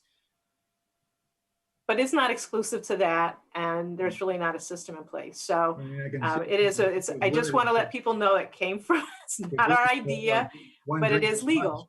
Yeah. So. All right. Jamie announced earlier, we got a $475,000 grant for the Bikeways program today. So that's very nice news. And as the mayor mentioned, our staff is awesome about going after these grants. And so I give a lot of kudos to the folks for spending time on doing the work that makes really good applications. And I appreciate it. We're having a lot of talk about public safety this evening, the Public Safety Task Force. Besides the work that's being done for our area, for our municipality, our police chief is also involved in a number of regional activities. And I just note that he's on the Maryland Police Body-Worn Camera Task Force. And he's also on the Montgomery County Reimagining Public Safety Task Force. So we're hoping to learn and take from other entities, but also build on those and share our good information that we get from our Public Safety Task Force as we move forward. So glad that there's a lot of sharing to go around. Status of the Tacoma Junction redevelopment project. I have a short note about this. We're waiting for our development partner, Neighborhood Development Company, to resubmit plans probably in the next several weeks. And it sounds like after that point, city staff will begin doing the deep dive review of the plans, comparing them to the City Council's resolution 2018-41. And when the city staff has completed the review, the staff report will be shared publicly to allow the public to consider the staff findings as they prepare testimony for the City Council. The plans are not likely to come before the City Council within the next 3 months. So it's not tomorrow. We will see we'll go through this so we're systematic. And, you know, if you look at the 12-page city council resolution, it's very detailed, and we want to make sure that we go through that in a very careful way. As the mayor mentioned, Bill Coolis did a wonderful job in working with us, coming forward with a nice visualization. And he was very gracious to work with, and we now have that graphic posted. It's very horizontal. We're also going to try to get a version that's vertical so that it works on different kinds of electronic equipment. Councilmember Searcy, you didn't talk about the purple line. I would prefer to forget. So most of you know that the concessionaire, which was the entity that the state has a contract with to both build the purple line and then operate it. There's been a dispute over pay for a long time. The courts now have said that the concessionaire can stop work if they wish. We are very fortunate and happy that the state is saying they want to continue the purple line moves forward. So we appreciate that. But we also have a lot of concerns about the status of the construction right in front of businesses, right in pedestrian ways that are out there at this moment. And the state of Maryland is saying it might take 6 months to figure out if they've got new contractors to come on board to do the work. And that could be just a death knell for our businesses. And you know, money isn't going to do it if they're physically blocked. We also have a number of things that we have been asking for and been told, well, since there's a contract, we can't get some things that weren't in the contract. And some of those are the pedestrian safety items that have been identified, both pedestrian and bike access to and near the purple line zone. The impact of traffic through neighboring communities was not being addressed, and replanting of trees. And that's been an issue that's come up multiple times. So we have a letter, a version of it has gone preliminarily to Tom Hucker because they were having discussions at the county council yesterday with state officials, but we need to finalize that and get it out to state and county officials. And I appreciate council members for helping make that a good letter. Okay, completely different subject. For those who don't know, our library director is going to retire. It will be 47 years with the city of Tacoma Park by the time she leaves. We're not sure, it's somewhere near the end of the year, beginning of sometime this winter. And for those who look at the city manager comments, I've got some lovely pictures. I have a picture of Ellen in 1975 and one in 1982, and she's cool looking. So it's worth checking out the photos, and we'll have some very nice going away ceremony when it's a little bit closer. We will be recruiting for a new library director. We're glad that she will have her advice as we do that. And the new director will be able to structure both the operations and the library itself to really be that 21st century library that the community had asked for through the process of this new library, and really have it suited for Tacoma Park. And so really are happy with all that Ellen has done for 47 years for the city of Tacoma Park. And you know, I've seen her list of all some of the cool activities that she did. So when we get to celebrate her, it will be a lot of fun. And I didn't want people to see an advertisement for a new library director before they knew why we're doing that. So I want to just announce that's a big change for Tacoma Park. I also want to note that there's been a lot of personnel activities going on over the summer, really trying to take a holistic approach to managing personnel costs, given the pandemic, given the couple years ahead of us that will have some restricted revenue. And so we have been working to reduce long-term costs. We've been acknowledging the service of our staff under these difficult conditions.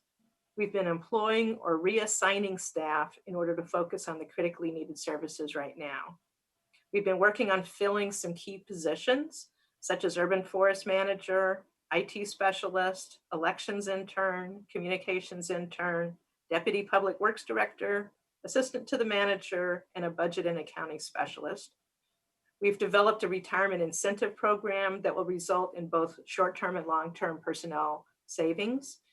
And we've been in negotiation with the city's 2 unions, and some of that information will come to the council in the next few weeks.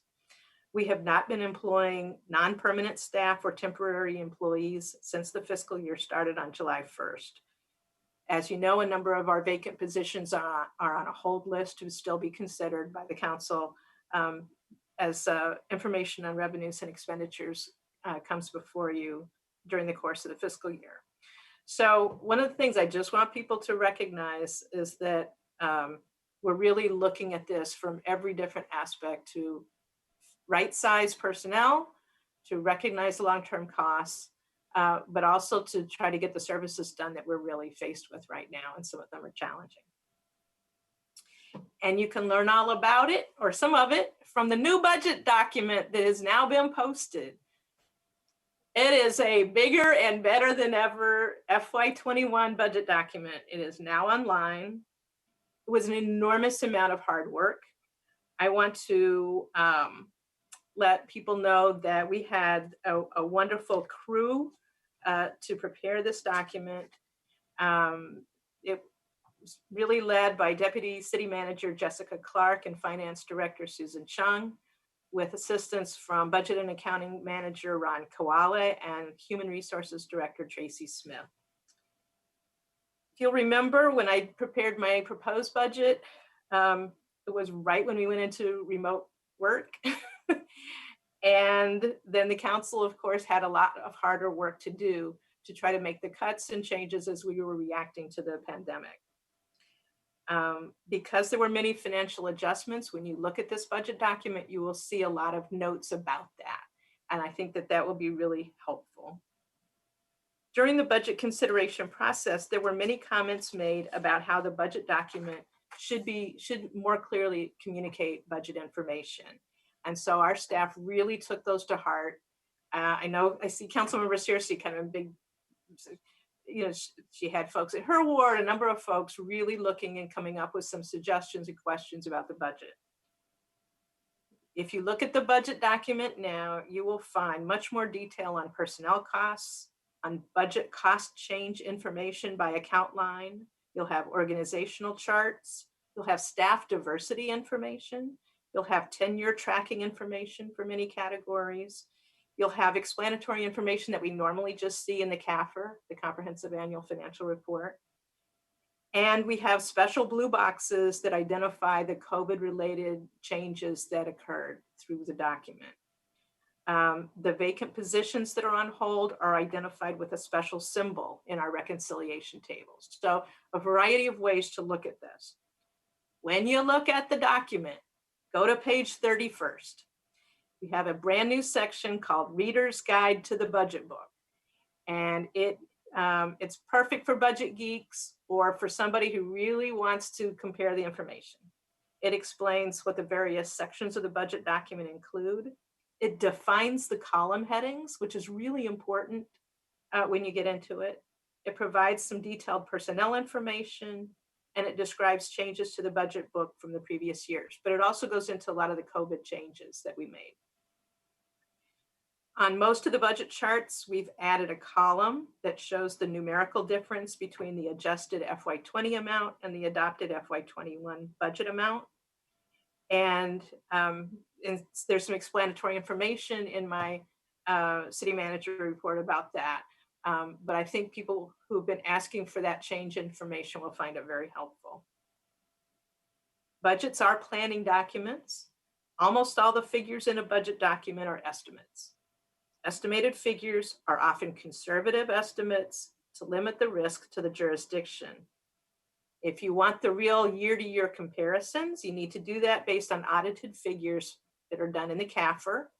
The CAFR is coming out soon, audit's underway, and so the CAFR will be posted on the city's website in November for those who are interested in that. I do think you'll find this book really interesting.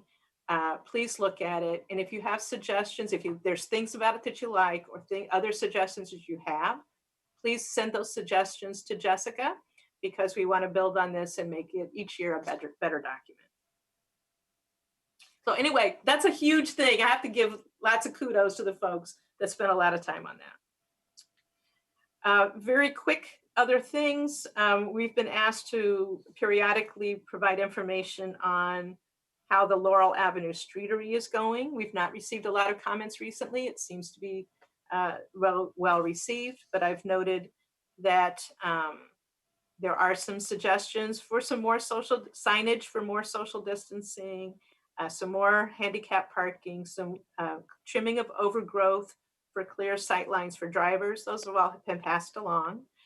And there was also a number of suggestions to do, expand this. People like it. I don't know how widespread that feeling is, but we have gotten those comments in.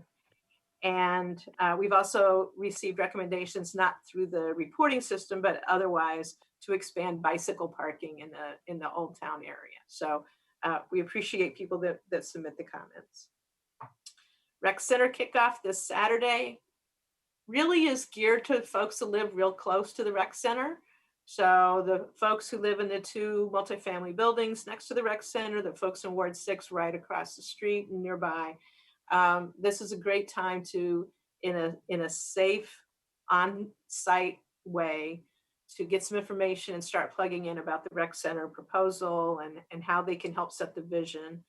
But there's going to be virtual events for the citywide participation. We've shared information with the Friends of the Rec Center and the Recreation Committee. We want people to know that this is, a high priority for the City Council. Want to give some kudos to Economic Development Manager Samira Cook Gaines and the consultant firm Brick and Story for coming up with this work during the pandemic. It's hard to do, but they've got some models for how to do a way to do community outreach even during pandemic. 2 last things, kudos to my staff. Over the summer, city staff have been working extremely hard on providing services to our residents and businesses. There have been extra challenges due to the pandemic, issues of mental health crises and homelessness, even today, several of these, an increased level of violent crime that our police department is dealing with, and then of course the heavy rainstorm and flooding of last Thursday. Just as it is a stressful time for our residents and business owners, it's been a stressful time for city staff, and I just want people to know I really appreciate my staff. If you are so inclined, let them know too, because a good word spread all around is really helpful. I'm really fortunate to work with these wonderful and dedicated people, and every day there's some new thing that I'm just really amazed about. Next week, I'm going to be doing a virtual conference, as is Jessica Clark. Our ICMA, International City County Manager Association convention will be held virtually. So we'll be doing that. We'll still be around. It would have been in Toronto, but we'll maybe a little slower to respond, but the sessions look particularly important for this year. So I'm looking forward to bringing those the information from the workshops back to you. That's it for now, and I'll be responding to some of your questions as I can through the week or next week.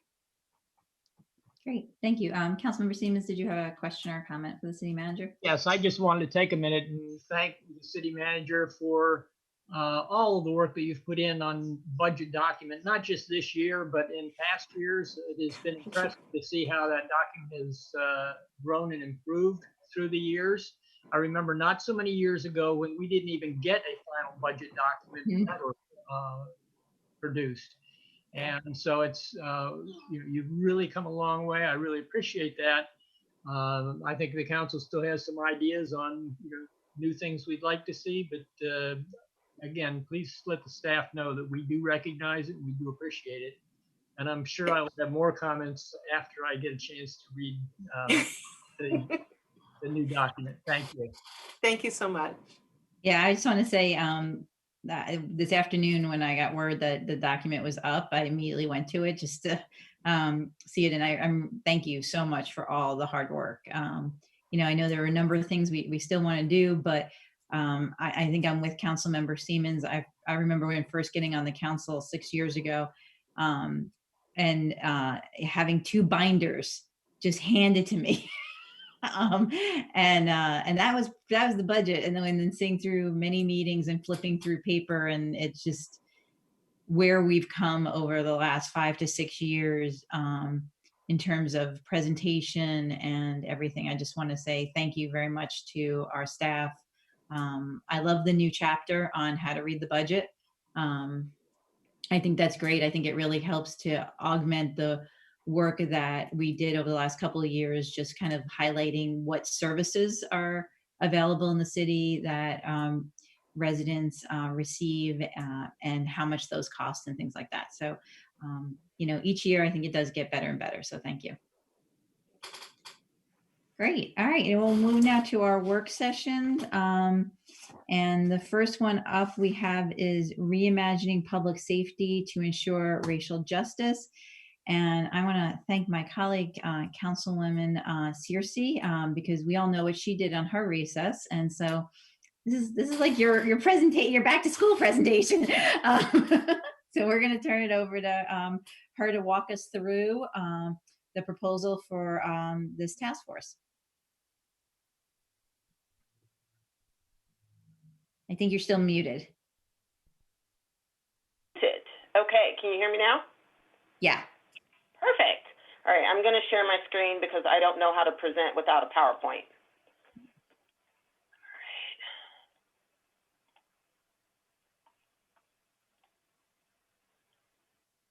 All right. So can folks see my screen? Looks like it. Yep. Okay, awesome.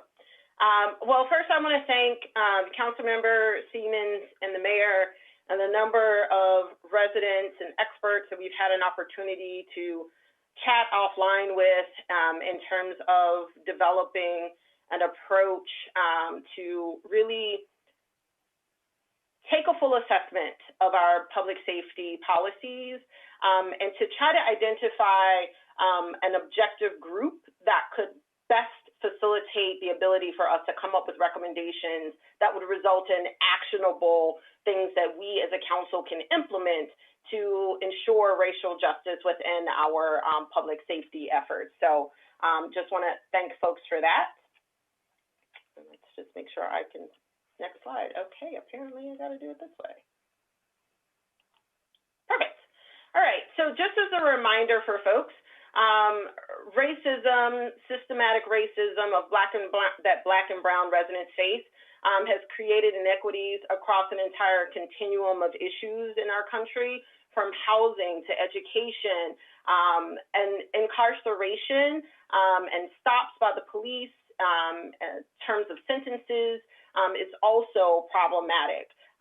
In the city of Tacoma Park, we passed a resolution committing ourselves to look at all of our decision-making through a racial equity lens.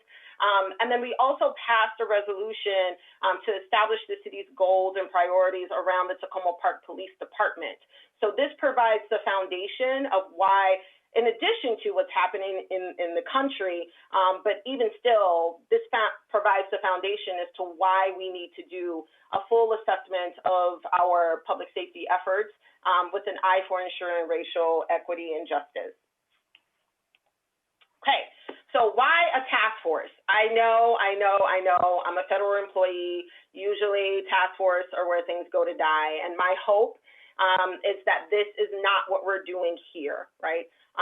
The reason why a task force is so important in this case is that we really need to convene a group of residents and business owners of color, most importantly, subject matter experts and staff to objectively review and make recommendations on the approaches that we should take. There are a number of cities that have a lot of activities underway, and I think it's really important that in order for us to lead towards change, that we are bringing people along for the ride and we are getting buy-in from multiple levels. So what I'm hoping we'll be able to do today during this discussion is not only reach a resolution on whether or not we want this task force to move forward, but I'm also looking for your feedback on different components of the task force and ways in which we can ensure their success. And that would include things like bringing in a facilitator, making sure that we're timing the task and deliverables of the task force so that they can inform our budget decisions. Again, the goal is to make sure that we're not just creating a task force for the sake of creating a task force, but we're convening the right people for the purpose of getting the right recommendations that we as a council can take action on. All right. So currently, we're asking the task force to address the following questions. Again, I want to reiterate that the task force will have the ability and some flexibility to tweak questions and tweak topics. But first, how should the city revise its public safety policies and procedures to ensure safety, dignity, and equity?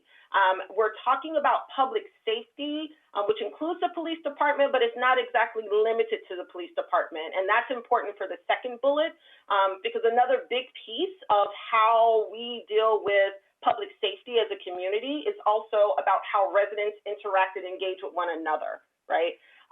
So another point for the task force is how should the city of Tacoma Park engage and educate the community about this new approach to public safety and really trying to get people involved and thinking about things such as neighborhood watch signs, which we've gotten rid of, but there's still people every day that are asking, do we have a neighborhood watch? Things about understanding when to call the police, what's appropriate, what's not.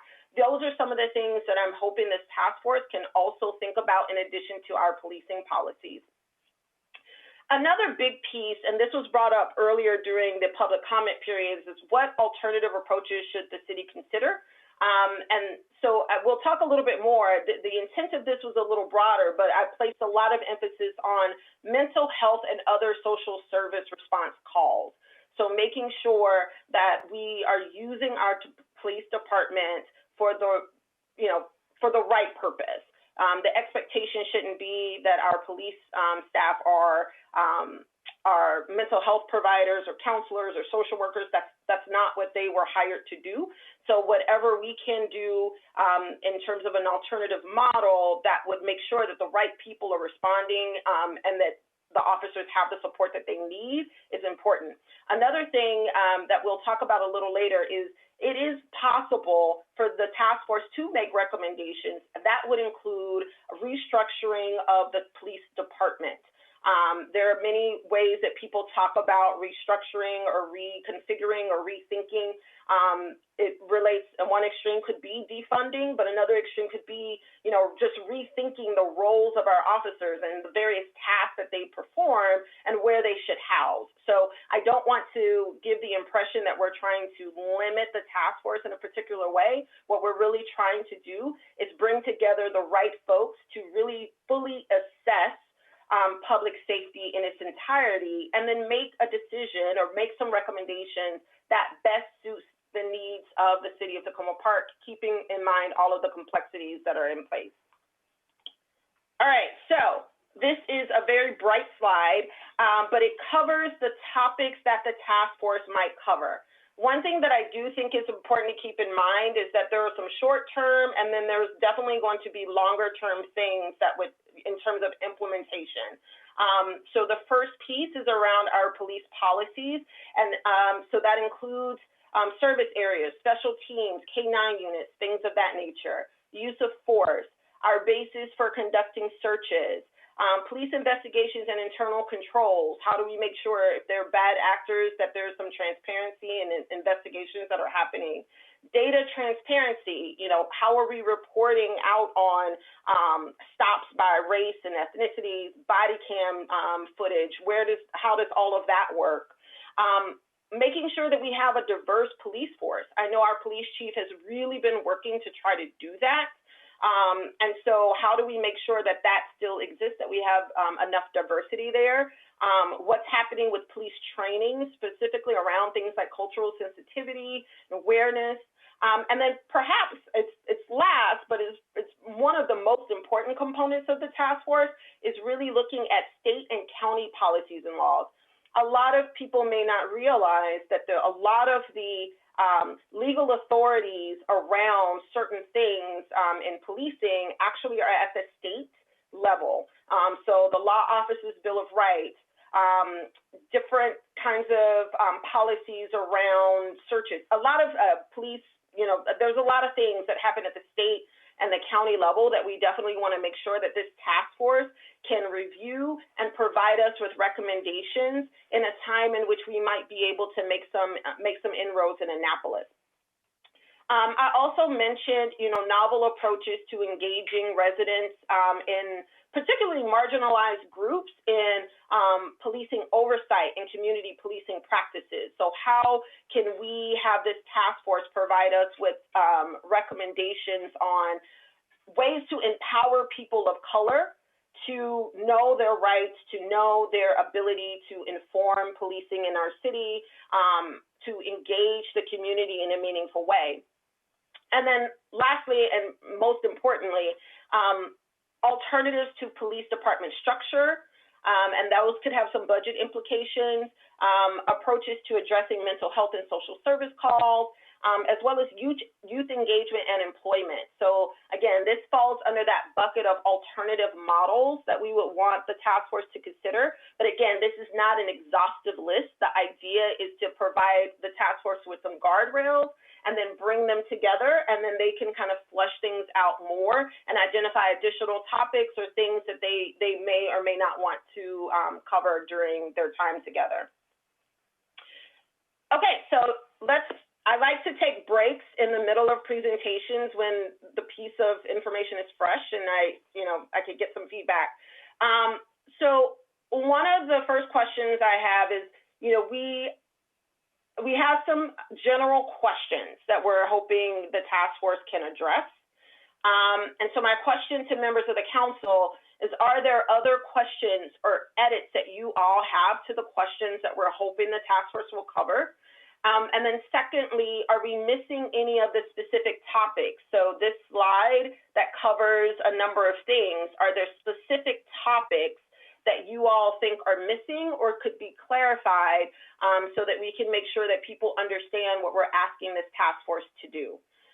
So with that, I'll pause to see if anyone has any questions or thoughts about what I've covered thus far or in response to these questions specifically. Councilman Searcy, can you back up to that last slide? Sorry. Sorry, that one? Mm-hmm. Okay. Councilwoman Searcy, if I can just say a few things before we start to get into the discussion. I really wanted to take this time to acknowledge the men and women, both sworn and civilian, of the Tacoma Park Police Department. We have phenomenal staff that are working under unprecedented conditions with COVID and all the other things that are going on, as well as we've seen a really big increase in crime, violent crime in particular, and our staff have done a phenomenal job. We've made arrests on a recent bank robbery. We've made arrests with a serial burglar suspect. We've made arrests in carjackings. Our staff are really, really working hard. And we're also working hard to make inroads with community engagement in the state of COVID, which is difficult. So we take every opportunity we can. We had 3 young men out in front of our station earlier today. I went out and met with them, and we had one of our lieutenants engaging with them. So those are opportunities that we have to engage, with the residents that we really need to make contact with early on. I will say this: we absolutely welcome a task force to explore, the policies and procedures of the police department. I think what you're going to find is we are extremely progressive in what we are doing. We were ahead of the curve with the 8 Can't Wait use of force. We have community engagement that is I would say unparalleled to other agencies. So we're doing a lot of really positive things. We're also looking at training that really open the eyes of officers, and some of the training is in just relation to the history of racism in law enforcement. Some of the other training is training that Georgetown Law School puts on regarding officers feeling comfortable with coming forward and reporting other officers' bad behavior. So, you know, I look forward to the discussion. I think that participation by all involved stakeholders is important. But one thing I just can't reiterate is how much part of this discussion needs to be, how do we take care of our employees so we keep quality employees? Right now, the demographics of the police department almost exactly reflect the demographics of the city. And I really want to keep it that way because I think that's important. But to keep quality people here, we need to understand that mental health, working conditions are really important. So that's really part of the equation. If we're adding something to the list, I really think it's important to recognize that if we're going to have a quality public safety team, we need to have quality people. And I'm really proud of the people we have here. We have top-notch people. You know, I will say, you know, we've looked at mental health, and I think that's a really, really important thing. Just today, we dealt with at least 3 or 4 people that were struggling with mental health issues that we really could have used assistance from outside entities. So with that, I just want to applaud the mayor, you Councilmember Searcy and Councilmember Siemens on putting together this task force. I think hopefully we'll come out of it in a much more productive, holistic public safety model. Thank you so much, Chief. One question I have based on your feedback is we have police force diversity training. Should we add mental health support for officers as something else that the task force needs to assess? Yes. Okay, we can add that to the list. And as far as the officers, I think that, and also is recruiting and retention. Yep. We've done a lot of things to go to alternative recruiting areas that we weren't traditionally going to. And obviously we put together a guardian approach towards our police department and tried to change the culture. So, you know, I feel really good about the people we have here, but I want to keep the people here and I want to keep them happy. And that's difficult in the middle of a pandemic, in the middle of, you know, all of the things that are going on nationally, the LA sheriffs that were gunned down in you know, LA County. So it's a difficult time. And so I think that's really important. It's a really important part of the equation. I think when we have, you know, mental health, we have people that are happy to be here and well rested. I think we're going to have a really quality, it goes to a quality workforce. Great. Are there any other members of the council that have comments on the questions or the topics? Councilmember Dabala?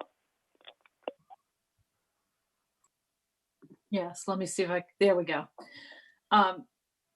This is, I'm really pleased that this is the topic we're taking on as our first session this fall. It's so important. It's so critical in so many ways to talk about public safety and to talk about racial equity. So the slide you showed about questions had a broader question about public safety. I like that. Originally, when you and I talked last week, and I was much more focused on a lot of specific questions about police and budget and staffing, and those are important questions, but I've broadened my view as a result of the Ward 2 session I had with residents to look more holistically at public safety. So I think that question is great. The list of topics, I think, now doesn't quite match up, and maybe something needs to be added because there are other public safety functions and policies at the city level besides the police, besides the uniformed officers. And there are other public safety needs besides what we conventionally think of as crime-related police functions. And so somehow in the topics, I think we need to get that in there if we're going to stay with broad, which I like. And on community engagement, your slide clarifies another question that came out of the Ward 2 discussion. engaging residents for what. And so if that sense in the slide can be incorporated in the final resolution, that'd be great. And the last point about data transparency doesn't talk about data analysis for the work group, for the task force, excuse me, and what might be prepared for them, what might be available to the public during their work, as opposed to the policy of making things more transparent. So I had some questions about disaggregated race data by service, call for service type. That's a policy question, but it's also, is this task force going to have the resources to do some analysis of that data as they are conducting their task force? So this is great. Thank you very much. We are in the process of yes. processing that data by traffic stop, by arrest, by ward, and so on and so forth. So staff are working on that. So we're hopeful that when the task force begins, they'll have all that data to be able to take a look at. Great. And we'll also talk a little bit later in this presentation about kickoff orientation materials. And it would likely include a series of presentations just to make sure that the task force has access to the information that they need in order to provide us with recommendations. And thank you for taking the lead with council members Siemens and Mayor Stewart on putting this together. This is a good approach. Thank you. Right. Are there any other questions or thoughts about topics? And so far on my list, just to confirm folks are okay, mental health for officers, recruitment and retention, and also non-police, and Councilmember DeBob, I can work with you on a way to kind of word this, but the non-police activities. So are you thinking more like neighborhood services and different types of functions that are not necessarily enforcement per se functions? Exactly. Okay. And we can work on that. Yes, thank you. Anyone else before we move forward? There's a couple of hands raised. I don't know if you see them or. Oh, I don't. I'm sorry. Maybe I should leave. Hold on, Councilman DeBala. So I thought you saw the hands. Wagging her hand. Okay. So I have a Councilman Costick, Councilmember Smith, and then Siemens. Okay, I guess I'm up next. Thank you very, very much. And a huge thank you to Councilmember Searcy, to Councilmember Siemens, and to Mayor Stewart for your work on this.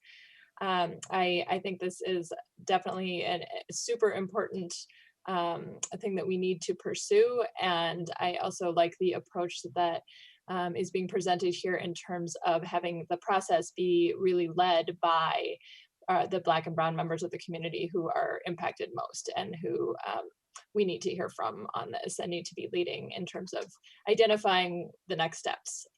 So I really, really appreciate this.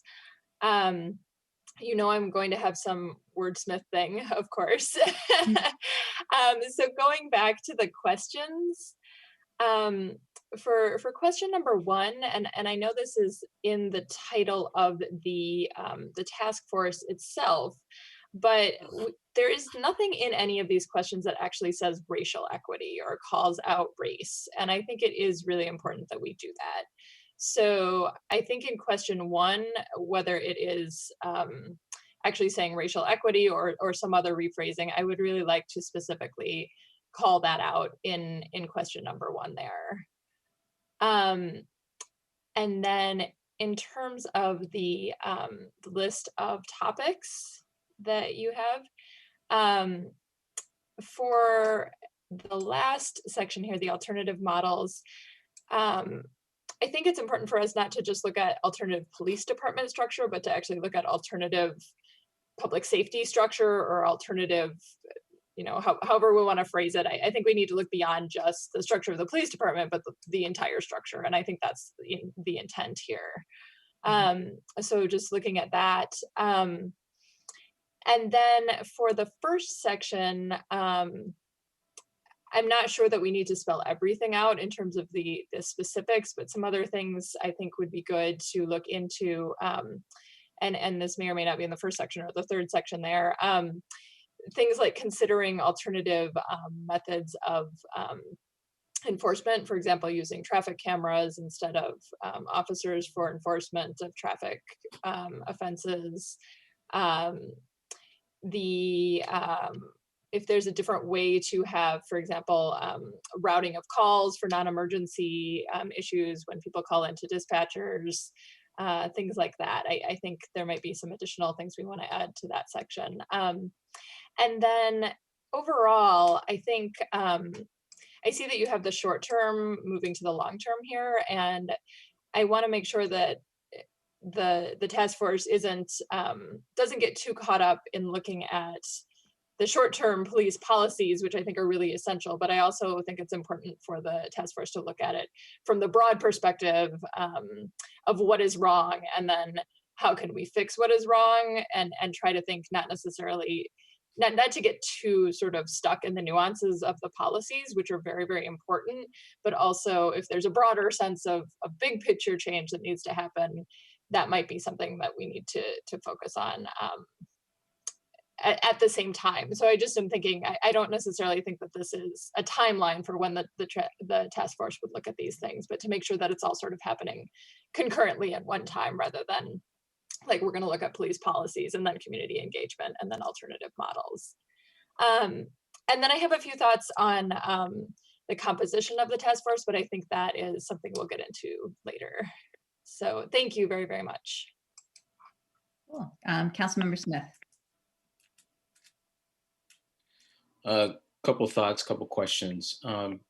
So the hypothesis is that we're going to go through this task force and come up with these ideas of how we can improve policing or make some changes to our police department that will make it, I guess, less threatening to Black people or not do bad things to Black people. But what is the alternative hypothesis? Maybe we go through all these things and issues still are in the police department that for whatever reason, we have not been able to stop. And the reason why I say that is this whole idea of trying to change policing has been going on for a long time. It's not a new concept. But the idea that Black and brown folks are at the wrong end of police officer's gun, beat down by a police officer, whatever it is, continues. You could call Minneapolis a liberal city, but they continue to have problems with their police department. And I bet if you looked at their policies, they're pretty decent.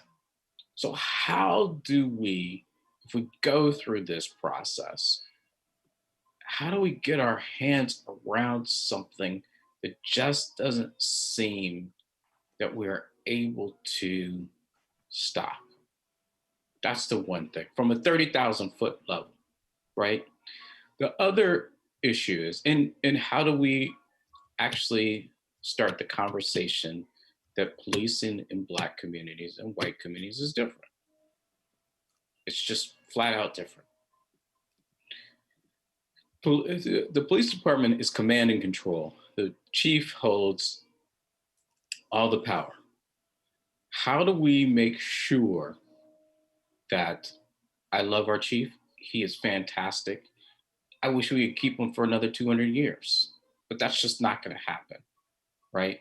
How do we make sure if we do all these things that the new chief, even with these resolutions that we have in place and we, have new policies, how do we make sure that the good work that Chief Duvall has done during his term as chief of Tacoma Park Police Department is memorialized? how do we ensure that the police department residents are getting in this little piece of time, right? 2 years, 4 years, whatever it takes for this to happen. How do we make sure that that lasts for 5 years, 10 years, 20 years, right? Because I don't know. I mean, this is the second, or technically the third chief I've been on, been a council member with. And, I mean, everybody tries to run this department in a different way. So what does it take from the council's point of view, because the chief doesn't answer to us, to ensure that we have something locked, that it will go on beyond our terms on council, and that residents expect their police department in the future? So those are the things that I'm thinking about, because I mean, some of these communities, this stuff is happening. If you polled those residents, they probably tell you we live in a liberal community or a progressive community. Stuff still happens. And this isn't like new stuff. Stuff has been going on for a long, long time. And I don't know if training is the answer, because a lot of folks are getting training. Huffington posted a piece that said that implicit bias training doesn't work. People can answer great questions, but their behavior doesn't change. This was with actual scientific research. So how do we get our hands on this thing? And it's not just the police department. It's the prison system. It's the prosecutors. It's this huge thing that is controlling Black and brown bodies in this country. Councilman Smith, I appreciate what you're saying. You're spot on with that. I think the most important thing long-term, because Tony DeBall is not going to be here forever, is instilling a culture that in the entire police department that is reflective of what the chief's values are, what the department's values are. And that's good hiring and good retention. And that's why I brought up early on the importance of us keeping quality people. But it also is about when I move on to the retirement, I'm not moving on to another job. What will the city ask for in their police chief? One of the most critical steps you all took as a council was putting together a resolution about what you wanted in the police department and what you wanted in a police chief. So when I, Tony DeBall, was at the Park Police and contemplating, is it my time to move on to another agency? I could look at that resolution and said, this is a community that really wants to do the right thing. This is a community that has my values. If you don't have someone on the top that shares those values, it's problematic. So it goes about hiring and retention at the top, hiring and retention in with the rank and file, but also all of the things that we're going to talk about make a difference. So for me, nothing is more important than culture, but culture can change in a moment if a different person comes in and instills a different culture. So I think what the council can do is the council can clearly spell out, either via this task force or however, what they want to see in a police department, what they want to see in a police chief. And the next time you hire a police chief, do the same. And I think that is critically important because we're developing a culture here that I think is the right culture. Are we perfect? No. Are we doing a lot of really positive things? Yes. Are we open to hearing from people? Absolutely. But we need to continue that trend. And it's not going to happen without resident participation. It's not going to happen without council participation. And it's not going to happen without people who are disproportionately affected by the police becoming involved. Thank you, Chief. Great. I have Councilmember Siemens and Kovar. Thank you, Mayor, and thank you, Talisha, for leading this presentation tonight. I am terribly excited about where we are tonight in dealing with this problem. I As many of you know, for the 20 years I've been active in Tacoma Park, this has been a major concern of mine. And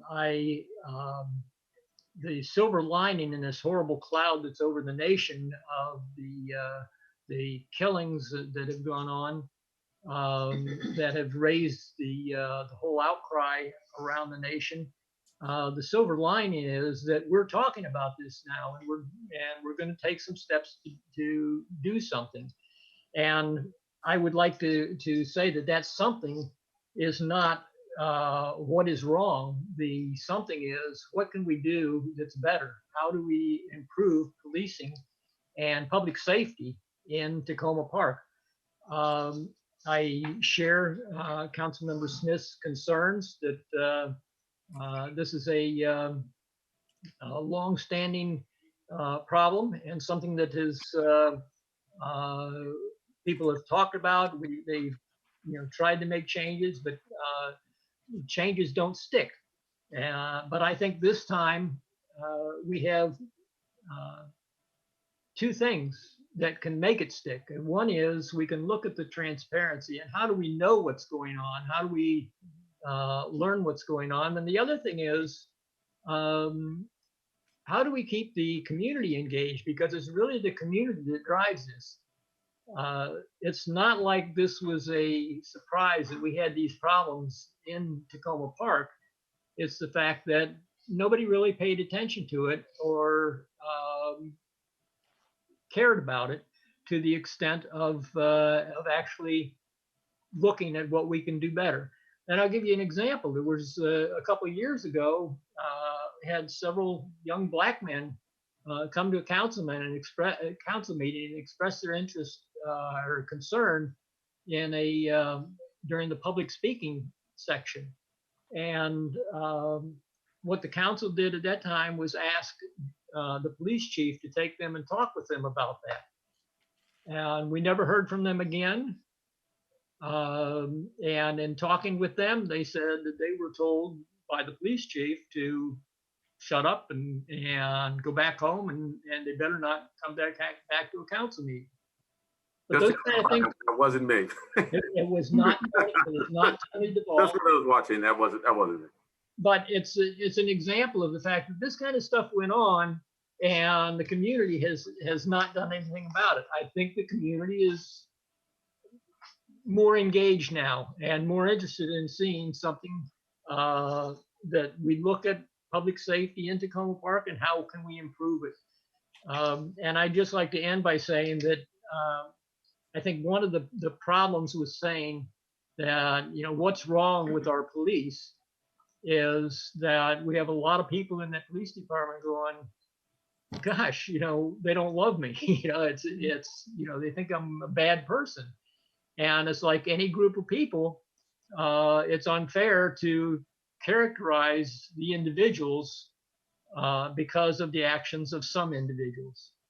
And I'll just say that Chief Duvall has come into this department, with stated goals of changing the culture. And that was why what we said we were looking for in a police chief. We selected Chief Duvall, and he has been doing exactly that. He's working on changing the culture within our police department, doing an excellent job. Culture is not something you change overnight. He's made big advancements. He's changed personnel in some cases and ended up with more people that are, I would say, understanding of what the issues are, what the problems are, and how we can do better. So I think as we do this, we have to be careful that we don't denigrate the fine men and women that we have that are working in the right direction, and also the ones that maybe have been part of the problem in the past.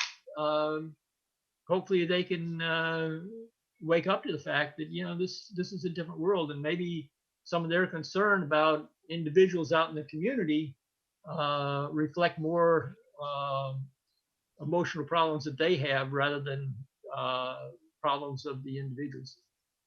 Thank you. Councilmember Kovar.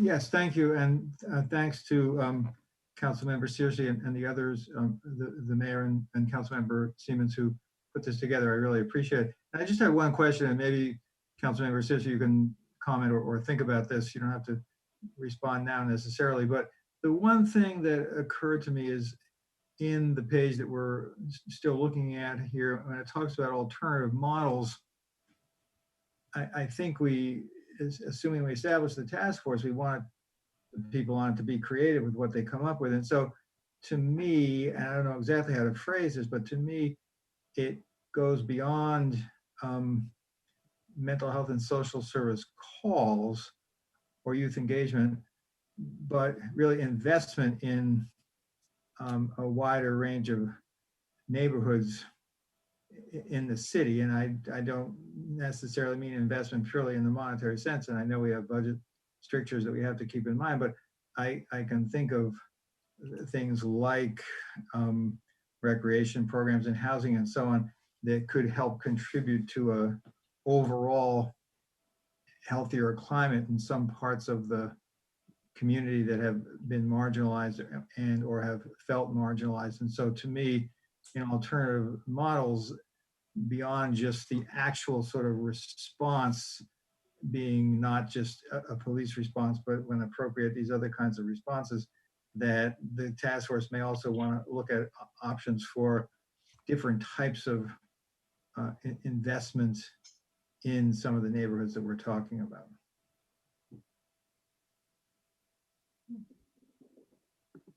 Great. Hi, and I'll just end with a couple of thoughts that to underscore some of the things I think especially Councilman Devala and Kostick were talking about. And I think for me, looking at this chart and when we started thinking about the task force, what we're calling alternative models here is really the emphasis of where I'm hoping we'll look at. I think having the steps of looking at some of the policies is important because when we had the town hall with our D20 delegation, Delegate Charkoudian said something, and I was just rewatching it the other night, that we need to make the structural changes, and we still have a police department. So we need to make sure that as we are looking at alternative models and all these approaches and putting in place new things, that we have transparent and accountable police departments. And so I do see all these things kind of connected and working together. And I appreciate the residents who came tonight and spoke, because I do think really rethinking how we're approaching mental health and calls around addiction and other things is really important for us, and important also, I believe, for our police officers. One of the things that I think is here but not called out specifically is looking at ways to maybe limit police interactions when unnecessary in certain situations. And the reason this has come to my mind is I was actually stopped in DC the other day because I didn't have my turn signal on. So I made a turn onto Military and didn't have my turn signal on, and I know I'm supposed to, but I was actually stopped by a police officer because of that. And I was actually asked to get out of my car at that time. And, and that's odd, right? The chief is making a face like, seems a little excessive, doesn't it? And it is. But that's what happens, right? And so, I was given a warning and whatever else, but I didn't have a turn signal on. Is that really the best use? And again, that was DC, not our police department, but I'm just using it as an example of how I think we want to also think about some of these things and thinking about when do we need to have the police involved with certain things and what are police interactions. I think it's just good questions to raise on pros and cons on things that we even do things, regarding seatbelt checks and other things. Like I think we just need to rethink a lot about how we're approaching public safety. And I gotta say, even as, somebody who is like, I don't think I did anything wrong, it's kind of nerve wracking getting stopped by a police officer and asked to get out of your car. And, I'm a 50-year-old white woman and it was the middle of the afternoon. So I just wanted to raise that as really emphasizing the alternative models. And in some way here, if we could capture, for me, it's really thinking about how those interactions take place and how do we minimize sometimes those unnecessary interactions. And I see maybe that was Mayor. Yeah, maybe that was equity. What'd you say, Terry? I said maybe that was equity. That you are the middle-aged white woman. Maybe it's time that you start getting out of the car if that's what's going to happen. Yeah. Right. Maybe that's it. Right. Mayor. Yes. Hi, I would like to just address on the alternative models and picking up with one of the residents said at public comment period on the approach to address, it has approach to address mental health and social service calls. But one of the issues is to take this away from just calls for service. What do we do on a regular basis so it doesn't get to that point where it doesn't have to be a call? And that's a real partnership to help and monitor people, to have enough insurance to get your mental health care, and to have something where you're not getting to that point. I hope that we end up, and I think whether or not we had this task force in Tacoma Park, I think we have a strong interest in having a partnership to respond to mental health calls. But I do think that part of this whole thing about real public safety is trying to move away from having calls. The whole purpose is to have a healthy community. So I'm hoping that, we do look at some funding things out of the state for some of these other kinds of services, or else partnerships with the county health and human services department that really do take it to a more livable situation, so it's not a crisis call. Councilman Searcy, you want to continue? All right. No, that's very helpful. I apologize. I do like to summarize what I've heard to make sure I've heard everyone correctly. Councilmember Smith, I like your idea of making sure that we can turn to the so what. I think some of the onus will be on the council, but one thing that I did hear from you is about accountability and the council's role and accountability of the chief and making sure that we're doing what we need to do. So that might be something that maybe not the task force addresses, but something that we need to put on paper as an action item for the council to make sure that we're solid there. Councilmember Kovar, I heard aspects of investment in the neighborhoods and housing, and I think that also kind of relates to the alternative models discussion of kind of broadening the areas to include more about, not about calls, but about mental health, housing, employment, like making that section more general so the task force can kind of do with it as they wish. And then Mayor also heard limiting unnecessary police interactions. We could include that as part of an alternative model approach, or we could also take a look at it through the lens of the police policies. Okay. All right, so moving right along. Oh, and Councilmember Kosick, I got all your notes. I'm good. All right. So one of the things that we were trying to do is make sure that we had a task force that would be large enough to really cover all of the topics that we need to be covered and diverse enough to cover the topics, but not too large as to be just crazy to manage in terms of a facilitator. So what we are proposing is about 10 to 15 council approved members. So there's some flexibility there. One thing that I do want to talk about is the areas in which we are prioritizing representation. So Black and Brown residents or business owners that can share their experiences with racism and policing. We also want to encourage Black and Brown participants that vary by income, education, and sexual orientation and gender identification. One thing that came up during the comments is age. And we did talk about making sure that we can bring in youth representation. And so we should probably add age as another element to consider. Another piece is making sure we have a lot of local experts here in civil liberties, social justice, police reform. So trying to bring in some of those local experts who know our city as well as know some of the policies that are happening. A member of the police command staff from the perspective of buy-in and making sure that there's buy-in at multiple levels.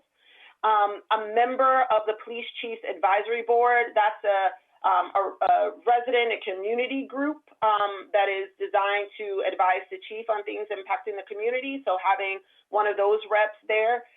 Mental health, and I put in parentheses professionals because I didn't necessarily identify a number because that's something we'll talk about as a council, but I agree with the public comments earlier that we need, as you know, mental health professionals on the task force. A member from each of the unions representing the police department. One of the things that I'm learning is the unions matter and have a lot of sway in terms of what we ultimately may be able to, from an administrative component, kind of influence in terms of the department. And also from that social service perspective, you know, having someone from the rec department and housing and community development also sit on the council to kind of speak to some of the other social service that the city provides, as well as representatives from different groups like Casa de Maryland, the NAACP, the ACLU. So the next question for the group, are there concerns about the overall size of the task force, right? Do you have any thoughts about the overall balance of the different stakeholders that are represented, and are we missing anyone?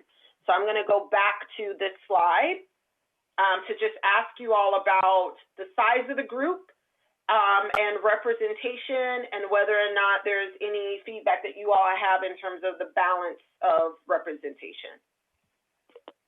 You have Councilmember Smith, Kovar, and Davala so far.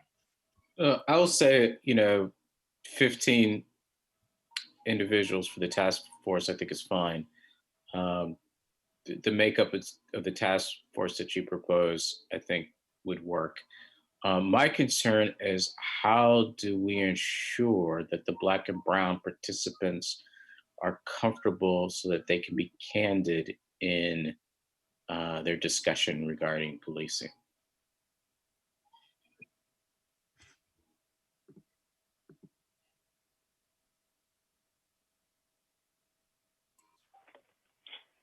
That's a really good point. And one of the hopes is that by having an external facilitator, that might help. And so, but I agree with you, that could definitely be a challenge. Recruitment, as well as, you know, trying to make sure that we're bringing in Black and Brown folks who are willing to speak up is also going to be a challenge. Mm-hmm. And so maybe you have the subgroups, so that the Black and Brown folks are not meeting with, you know, people that directly represent the police department. That's just a suggestion. Yeah.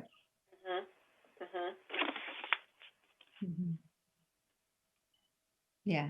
And I think when we talked about this also, you know, thinking about the facilitator and who we may get is having somebody who has, you know, kind of done this type of work before, where and think about like how different groups meet and how we can set up this type of work. So those are great questions. Councilmember Kovar.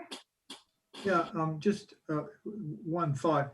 I think the overall breakdown is helpful, but if each of those categories is chosen, someone representing those different interest groups or stakeholder groups, there's not that much left for just kind of regular folks.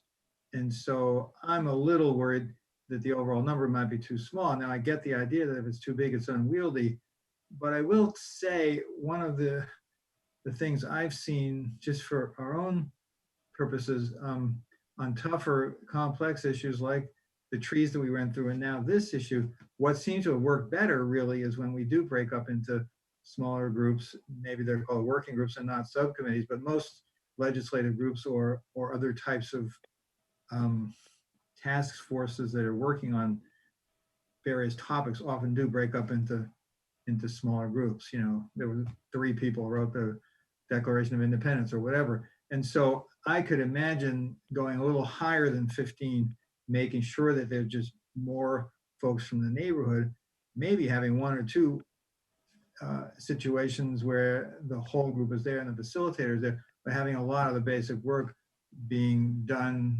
through smaller groups. And particularly when you think about the X number of months that we have and we want an interim report soon enough that we can use whatever they recommend to inform our budget work. If everything is just done by the full group, that to me isn't going to work anyway. So I would favor going a little bit higher on the numbers with the understanding that other than a few times when they're all together all the time or one time, that there'll be a lot of farmed out situations where smaller groups will come up with recommendations and then report to the bigger group. Councilman Devala? Yes, I had a similar concern to what's been already voiced, that the balance of the group, because there are so many, I counted 5 folks who represent the city in some way or city employees in one form or another, 5 out of 10 to 15, that doesn't leave, as Councilmember Kovar said, that doesn't leave a lot of room for regular folks. I wasn't thinking of making it bigger. I was wondering if there was some way to reduce the, for example, do you need both unions? Can one union be tasked with sharing information with both unions? And I like this subgroup idea. That would be up to the task force and the facilitator, but it seems like it might work. Going too much bigger makes me a little uncomfortable. But I agree with the basic point of wanting to make sure the balance and the comfort level of being able to speak speak freely is there. Thank you. Councilman Costick? Thank you. I think I'm very much on the same wavelength as others who noted that the idea that sort of subcommittees might be a good approach. Just looking at this, I'm thinking, I think there are sort of 2 separate phases almost, or discussions that need to happen. And one is having residents and business owners who can talk about their experiences and what the problems are and what needs to change. And then we need to have those residents and business owners meet with kind of the larger group who, you know, some of whom I think could be involved in those discussions, but others like the police and the police unions, I think actually might stifle those conversations and might cause some lack of openness, you know, to really share those experiences and concerns. And I think I wouldn't want a situation where someone says, well, we need to change this. And then a police officer says, well, we do it this way because of X, Y, Z, and that's why we do it. And this is, you know, we shouldn't change it because of that. I really want to make sure we don't have that happen, because I think sometimes people, you know, there's this person who has experience as a police officer and they hear that and they think, well, all right, maybe we'll look at a different approach, or I'll back off and not really pursue this. So I kind of feel like we have the residents talking about what needs to change, and then we have residents coming together with others and having kind of that larger group where it is maybe a larger group, and then it's focused on taking those issues and addressing them and figuring out the exact steps that need to happen. I also think it would be great to have there be an active component of outreach for all of the members of the task force, because I think it'll be important not just to hear from them, but also to hear from people who they know, and particularly for residents and business owners, people in their neighborhoods, people who are friends with them. And so we're getting a wide reach of people who we're hearing from, and also maybe bringing in some people who might not be connected with the city already or have this on their radar to be a part of.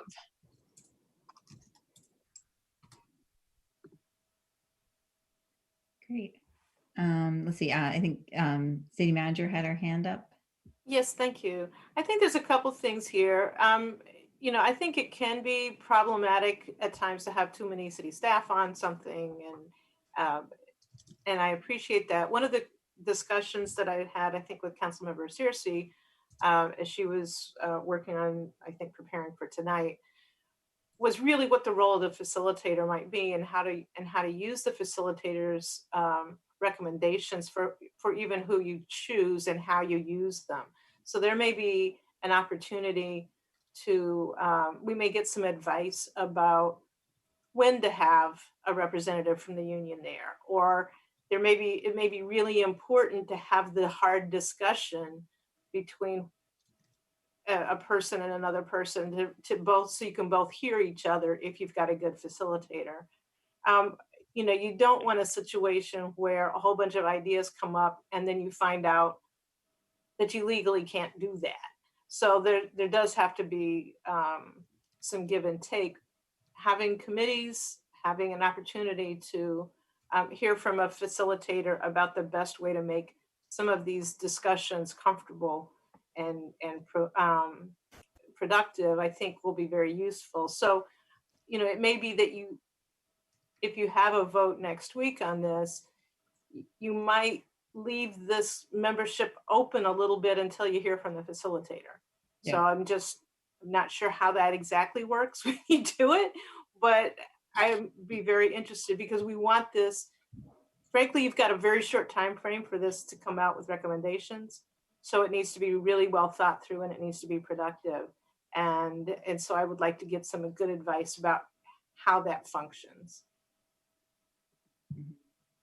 Yeah, I would agree with that. I think that makes a lot of sense.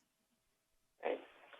And so I agree with that point. And I think one thing that we could also consider is how perhaps we may not need staff per se taking a slot, but staff could present to the group, staff could provide an ability to review things or be called to present to the task force and not take a seat, for example. So it's, for example, staff from the rec department, housing community development could be folks that are on the list for the purpose of presenting information, but not necessarily holding a spot.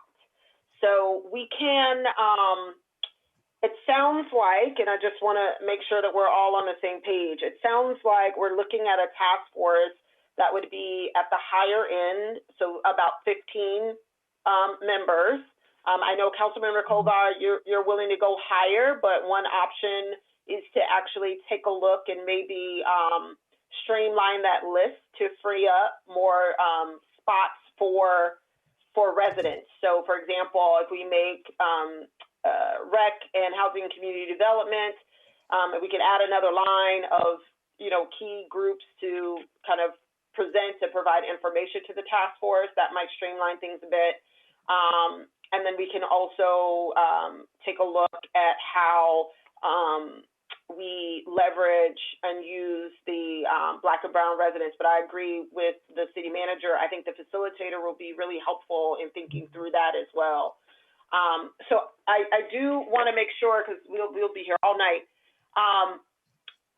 And it doesn't sound like we're missing anyone. Stevens just raised his hand. Sorry, Councilman Searcy. Councilmember Stevens just raised his hand. I just wanted to say that I think, given the magnitude of the issue that's being talked about, I don't have a problem with large size task force, but I agree that it would be good to have the facilitators' input on that. Okay. So could we say, in order to move this forward, because we would need to at least give the facilitator an idea of how large of a group they would be responsible for facilitating. It sounds like we can go 15 to 20 members comfortably for folks, right? I'm seeing some shaking heads. Yeah. Okay, perfect. So that gives us more wiggle room, and we can still play around with the stakeholder, like the group, that would also free up some space for residents as well. Okay, perfect. All right. So we've already talked a little bit about structure. And so let's talk a little bit more about recruitment and structure. So the idea is, because of COVID, the task force can meet remotely. The task force, as we've talked about, will be facilitated by a third-party facilitator. Again, the goal is to bring in someone to really help move discussion forward, and to be somewhat of an objective body to kind of move things along and set agendas and the like. To assist with recruitment, because we are trying to recruit people who otherwise may have difficulty participating in these types of forums, and we want a diverse group. Would the council be okay with us moving forward with an honorarium and in the form of access to a computer, Wi-Fi, and stipends? And I think that's really going to be important to make sure that we can recruit Black and Brown residents of all income levels. Yes. Yeah. Perfect. And then again, as you all mentioned, given the number of topics that the task force would need to address, the task force could develop internal work groups to address different topics. Okay, so it sounds like I saw a lot of shaking heads. Are there any concerns about us devoting resources? And I just want to note that this might mean that we might have to, kind of move funds around from the hold list to obtain a facilitator and to fund, the additional things that we would need to support the task force. Yes. Because that would be the next step. I see a lot of shaking heads. I'm going with it. I will take that as a yes. Sounds good. It will take a budget amendment. Yes. Perfect. All right. And we've already talked about the facilitator assisting with developing the criteria for the council to review the task force membership applications.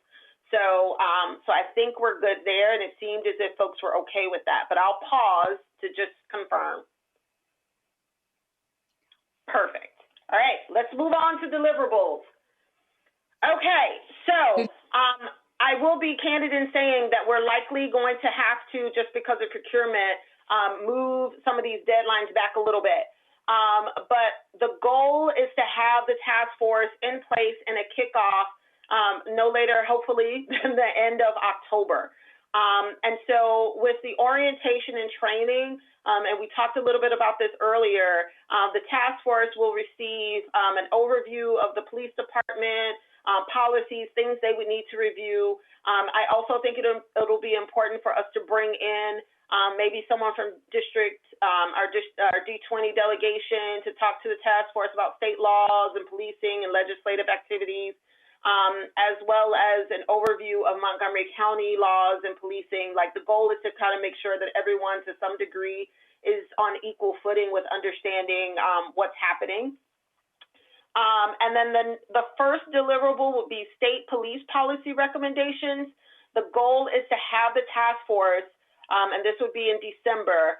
The goal is to have the task force provide the council with recommendations around state policies that we should really push to have changed using our District 20 delegation, as well as our advocacy work during when things kick off in January in Annapolis. Now, another concern is making sure that we get some recommendations from the task force in time to make some FY21 budget decisions. So in March, I've put here for an interim report from the task force about some short-term things that they recommend that we do that we could implement sooner. And that might require some budget, some monies to do, but we could include that as part of our budget discussions. And then the final report would be due in June, and then they would present to the council on or around June 16th. So again, the idea is to have the task force provide us with information along the way so that we can take action on the information that we receive in a real-time way. So quick last, I promise this is the last set of questions. Do you have any concerns about the tentative schedule? And do you believe the interim reports kind of cover the right topics? Because this is something that we may need to include in the resolution. So I just want to hear from you all on that point. We have Councilman Dybala and Councilmember Kovar. Okay. I think the schedule, the deliverables is all makes sense to me. I'm especially excited about having some advice on state legislation before we get to the state legislative session, and about budget before we get to the budget document in front of us, in front of the council. My question, I had my hand raised back on the funding question. Do we have any idea at this point, ballpark, what the facilitator might cost? 10,000, 50,000, 100,000 more, or do we not have any idea at all? And second part of that, if it's a smaller amount of money, is there any, I know there's no answer to this yet, but is there any flexibility within the current police budget to do a smaller amount? But since I don't know what the amount is even roughly, I can't ask the second question. It's not that. I don't know if we have, I don't know that we have an actual amount. I was going to be making some phone calls to some folks who do this kind of work to get a ballpark figure. We would have to put out a request for proposals. That's part of the reason that we would not have a facilitator tomorrow. Right. The discussion that I had with Councilmember Searcy, did make it clear that this person would do a lot of work because they would be really preparing for these meetings. And so, my guess is it's not a small amount of money, but it's not going to be 100,000 or something like that. So trying to figure out what that actual amount is. I was going to try to at least get some ballparks for you so I can share it with the council. Great, thank you.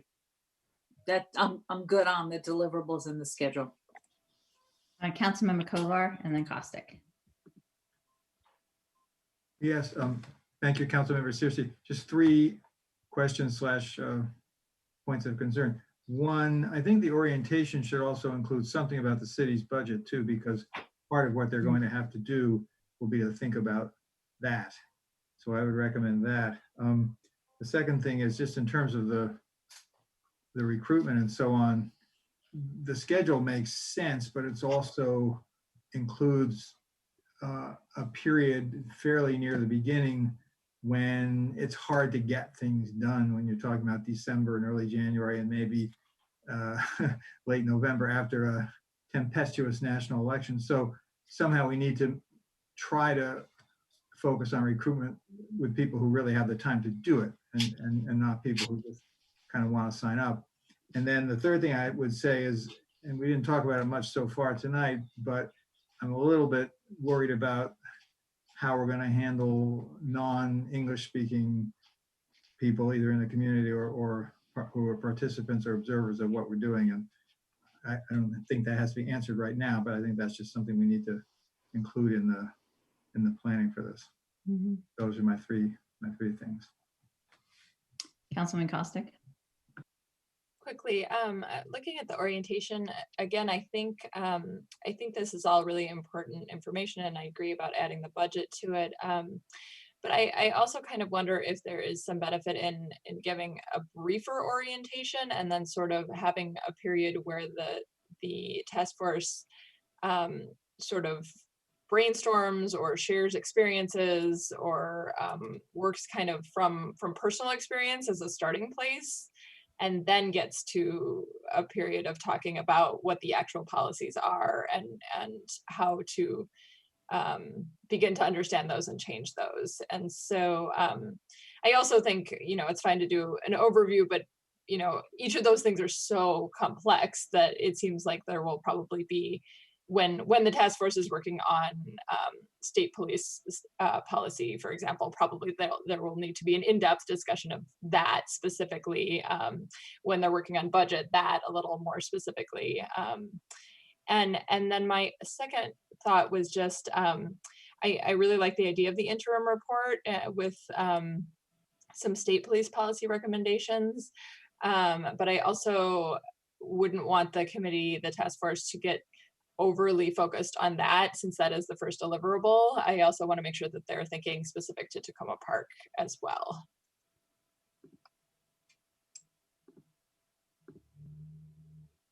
Great. You're good to rock and roll, Councilwoman Searcy. No more questions.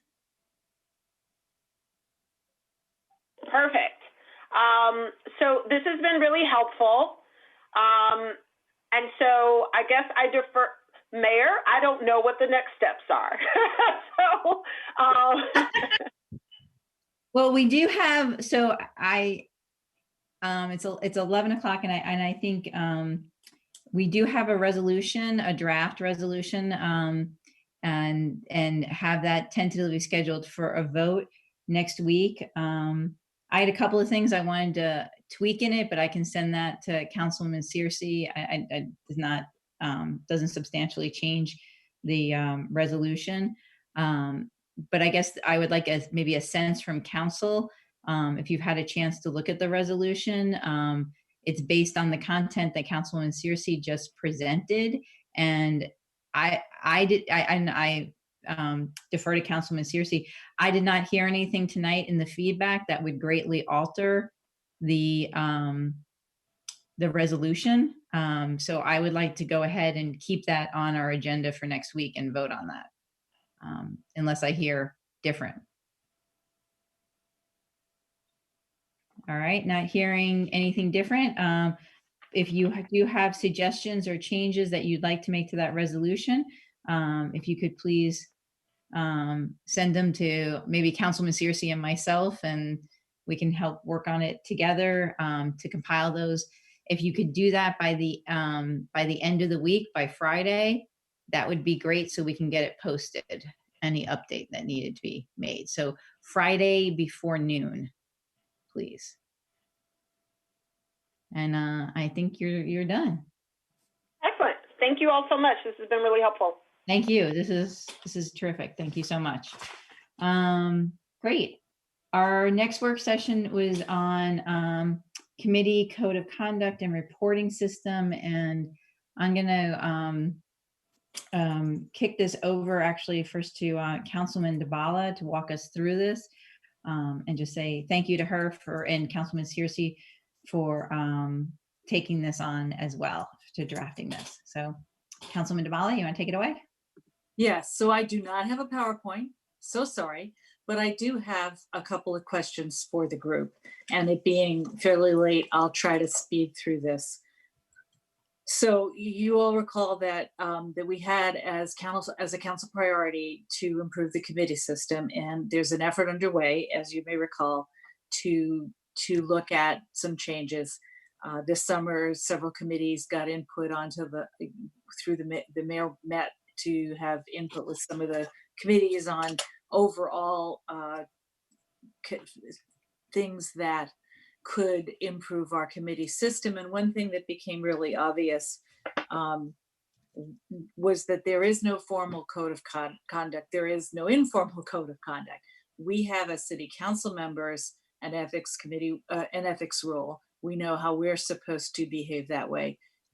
There are a lot of communities that have this kind of standard in place, including some around here. And so Councilmember Searcy and I volunteered to research and look at what some of these models might be and whether it would be appropriate for us in Tacoma Park to have something like this.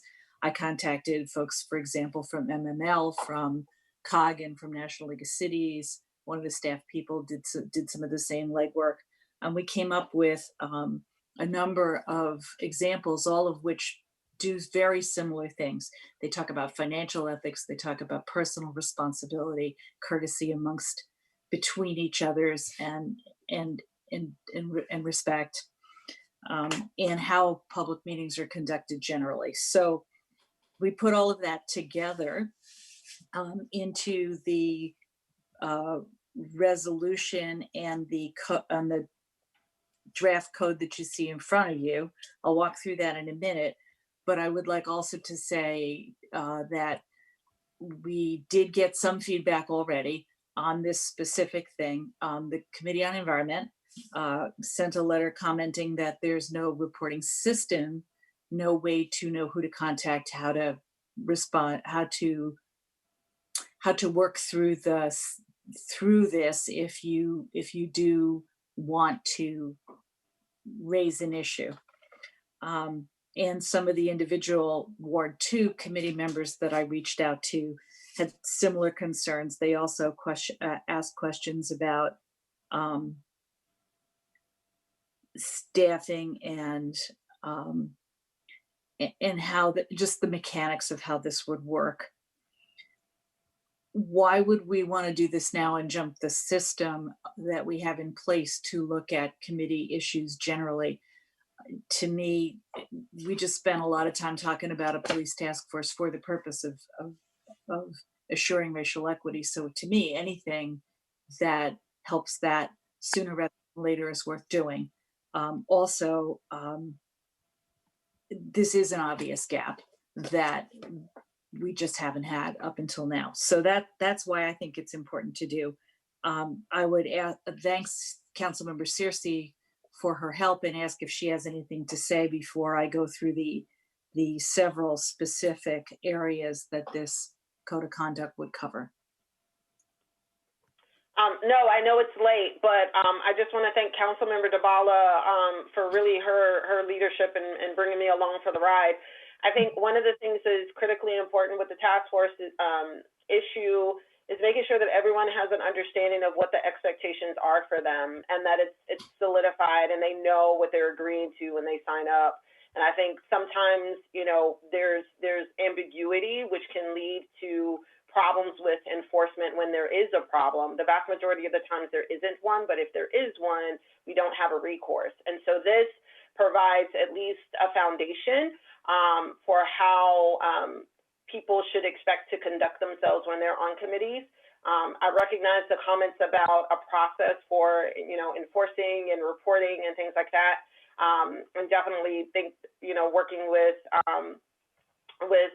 the city clerk and the city manager to kind of figure out the process for that will be important. But I do think that it'll also be important for us to move forward with this, especially as we're starting to reach a season of having to stand up again, different task force and things like that. So thank you, Councilmember Dabala, and look forward to talking about the content.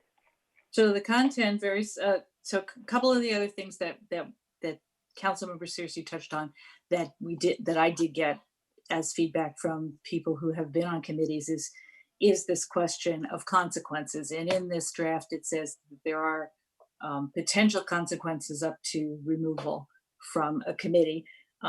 Reporting, we talked about, and I would suggest, as did Councilmember Searcy, that we include it in here, but that we ask for city staff to give us some specifics about the mechanics. Is it a hotline? Is it a specific staff person who's tasked with, who can receive anonymous information, who can explain conduct and ethics and financial obligations? How exactly do we do that? And I would really like to hear from staff on that. But let's just go through it. So there's 8 areas. One, acting in the public interest, which is something that as city council members is part of our ethics code, complying with the law, respectful conduct, respect for the process, the policy process, conduct of public meetings, conflicts of interest, this is the financial piece, independence of committees, and contributing to a positive environment, so that folks know that they are a representative of a city committee. They are not speaking for the committee when they speak for themselves, those kinds of things that we have had to sort through as individual council members, just to make it clear for members of committees. So I will stop there. My first question is, as a concept, moving ahead with a code of conduct now rather than waiting for some time in the future when we have a set of recommendations that might go forward to improve the committee process. Clearly, Councilmember Searcy and I think we should go forward. Let's hear from everybody else. Am I seeing heads? Yes. Am I seeing comments? No. Mayor Stewart, can you keep track of raised hands? There are no raised hands. Go. Go. Okay, go. Keep going until someone says stop. Okay, so there was only, I think, one other question. The first one was, are we moving ahead with this now? The second one is including some reference to reporting and asking staff to come back to us next week with some idea about how that might work. Yes? No? Well, I guess Good to I'm go? confused by that. I guess I don't know what that means. So in here, it just says people will report. It doesn't say report to who, it doesn't say how, it doesn't say to staff, to the city manager, to some independent body, to whoever's designated. And it creates for some people this situation, this feeling that what if the person you're supposed to report to, the obvious choice, right, are they part of the problem? How do you work that out? So there needs to be some clarity about how that works. It doesn't have to be in this document, but saying that we know that we want that probably ought to be in here, in my view. I think it should be in there because this will only work if people who would potentially make use of what is being offered here understand that there actually is a system that's spelled out. And I agree with you, Councilmember Duvall, that it can't just be a situation where, oh, well, you reported to the chair, because what if the chair is problematic and maybe not even the person who did something wrong, but just sympathizes with somebody else on the committee who did. So I think there has to be, to me, in the what we'd be voting on itself, something that says enough about the process so that people can understand what it would be. Okay, yeah. Anybody? Yeah. So I can work on some. We can work on some words for that for next week. Wait, I guess I'm still sorry. Yes. I don't know if it's just 'cause I'm late. I'm still confused. We're not going to be able to put a process in place by next week.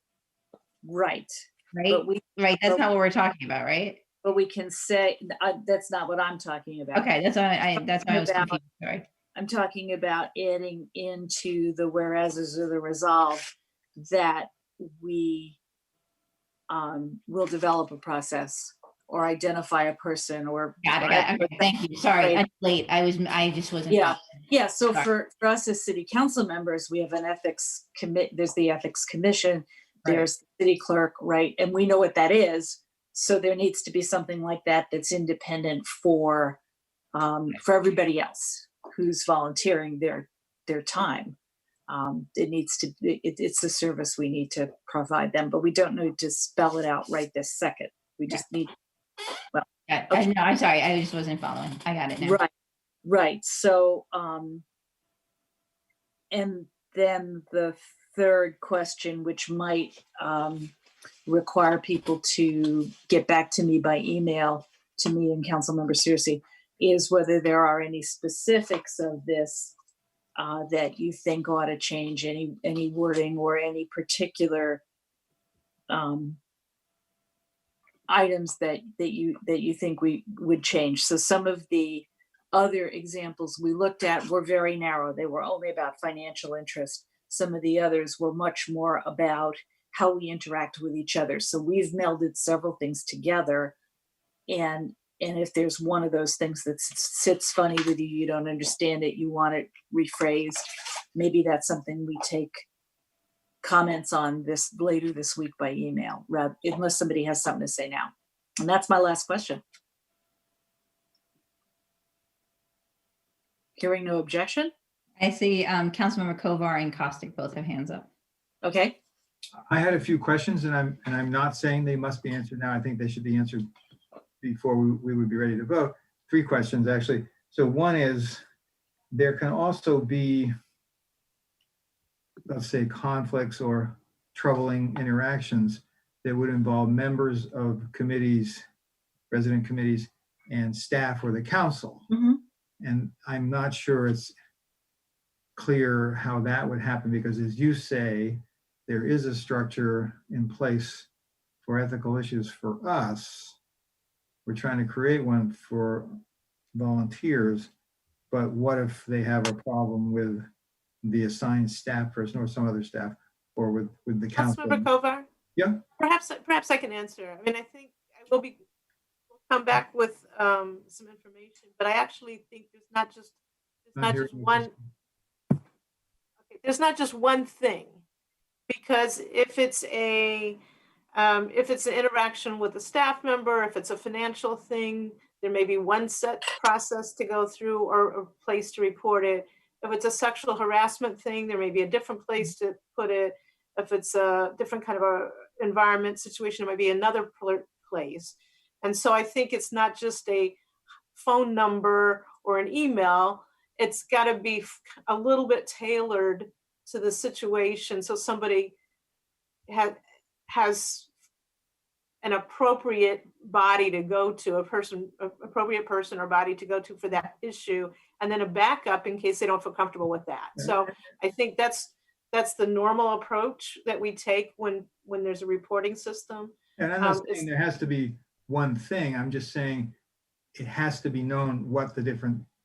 That's right. So it needs to be a bit of a schedule that shows like what are the options. Yeah. And then the other 2 things that I just wanted to mention was, and several people said to me they thought the language on conflict of interest wasn't as clear as it could be between personal interest that would be financial, which clearly shouldn't be, you shouldn't allow your personal financial interest to compromise the work that you're doing. But then other personal connections, you're part of an organization or something like that. And as part of that organization, you have certain causes that you're for. You're not supposed to leave those at the door necessarily, because that's part of who you are and why you were recruited for service on that committee. So if there's some way to just sharpen the distinction between, you can't vote for this initiative because you own land over there and you're going to make money from it. Clearly, we don't want that, versus, there's some other aspect of your beliefs that are personal to you that shouldn't count as a conflict of interest. And some people said to me they didn't think that distinction was sharp enough.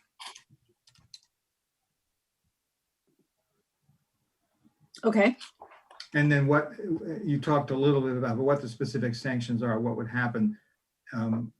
There should at least be some indication of, depending on the severity of it. Is it just that someone would be kicked off? And again, this gets to what the city manager was saying. It may depend on what the specific thing is, but again, that should be understood and not just left floating so people don't know what it would be. And that's all I have to say. Yeah, and I guess Councilmember Searcy can comment too, but I guess I feel like we went as far as we could in the resolution, saying that there are consequences and they could go up to being removed from a committee, but clearly there's no schedule. If you sneeze out of turn, you get this. I mean, these are volunteers. People are giving their time, and we're trying to give them some guidelines about what is expected of them and what they can expect of others. And so within the resolution, there's just on this particular point, I'm not sure there's a whole lot more we can say. Yeah, I would agree. I think, too, there's some language like I know that you mentioned a conflict of interest language that's a little squishy, and that's purposeful. When it comes to ethics kind of things, sometimes it is very situational and it just depends on the nature of what's happening. So it is kind of squishy. I mean, we could go back and you know, just triple check with you know, the city attorney, but it was to some degree kind of crafted to give not only the committee member but also, you know, the reviewer flexibility to kind of make a determination. So there are some pieces that are a little squishy and they kind of need to be, just because of the nature of what's being covered. And I know that we had talked about city manager, and I know and city clerk, you know, this idea of once we are kind of revamping committees, having like orientation where we would kind of walk them through, and that would be, you know, an area where people could provide some concrete examples of things that you would need to say is a conflict. And make an announcement and say, hey, I'm not gonna vote on this particular thing for this reason, versus, you know, things that you shouldn't consider a conflict. So yeah, I think that it's written generally here because it allows some flexibility that I think is important for us to have, and clarity would come through some of the trainings and things that folks would get when they're participating on the committee. I'll look at it with that in mind. Thanks. Was there somebody else? Councilman Costick, did you lower your hand? I'm good. Could you send me a Word document of this, please? I just have a couple of really small things. Thank you. Great. Yeah. Okay. I think Okay, Councilman Devala? Yeah. Yeah, I just, well, we'll work it out. Right. All right, well, we can touch base tomorrow or before Friday morning if you feel like we want to not have this as a voting item next week, and if it needs more work to address some of the issues that were raised. Is that what you're feeling? Sorry, I'm trying to judge what you're feeling on the feedback. My feeling is that the feedback that has been given so far, we could be good to go next week. Okay. Except for check-in with the language about reporting. Okay. Cool. So we'll touch base and make sure by the end of the week we're ready to go next week. Great. Anything else on this?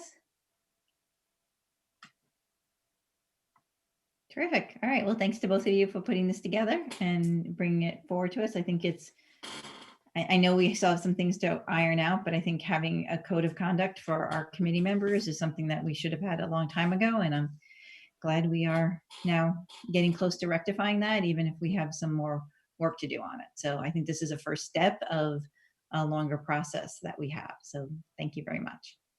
Our last item tonight is an update on the elections, and I think I'm turning over to the city clerk. I think you're on mute, Jesse.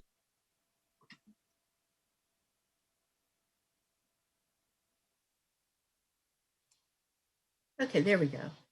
So I had my document open and then I closed it. So give me just a second.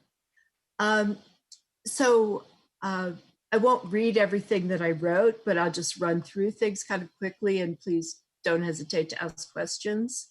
So you will have seen the postcard that went out to all households to let them know that there is an election. We'll be sending out another mailing late this month to inform registered voters that ballots will be coming in the mail. We are going to be focusing a lot of our communication on the difference between the two elections without trying to tell people how the presidential election is working, because we don't really want to be, we don't want to be that source of information, but we want people to be directed to the county and the state, but we will certainly provide the basic information and the differences between the two elections. We have a contractor to do the ballot mailing. It's Fort Orange Press out of New York. So that is very good news. We will have 2 ballot drop boxes in the city. One will be at the community center and one will be at the Tacoma Park Recreation Center. And the drop boxes have arrived and will be installed in October. We also have the presidential ballot drop box that will be deployed at the community center for the convenience of residents. The Board of Elections will be, as we retrieve ballots from the ballot drop boxes and from the PO box that we've arranged for, we'll be scanning barcodes on ballot envelopes to record whose envelopes have been received so that we can provide that information. And late in October, we'll be providing some outdoor, if possible, voting services at the community center so that people can come by and get assistance with a ballot or use a ballot marking device, or if anyone has questions and needs to register to vote, we will be able to take care of them at the community center. On election day, we're planning a drive-through walkthrough system through the back parking lot for voters who haven't voted by mail. We also are accepting applications for absentee ballots for people who are out of town and need to receive their ballots at a different location than at their home. So I'd be happy to answer any questions you might have.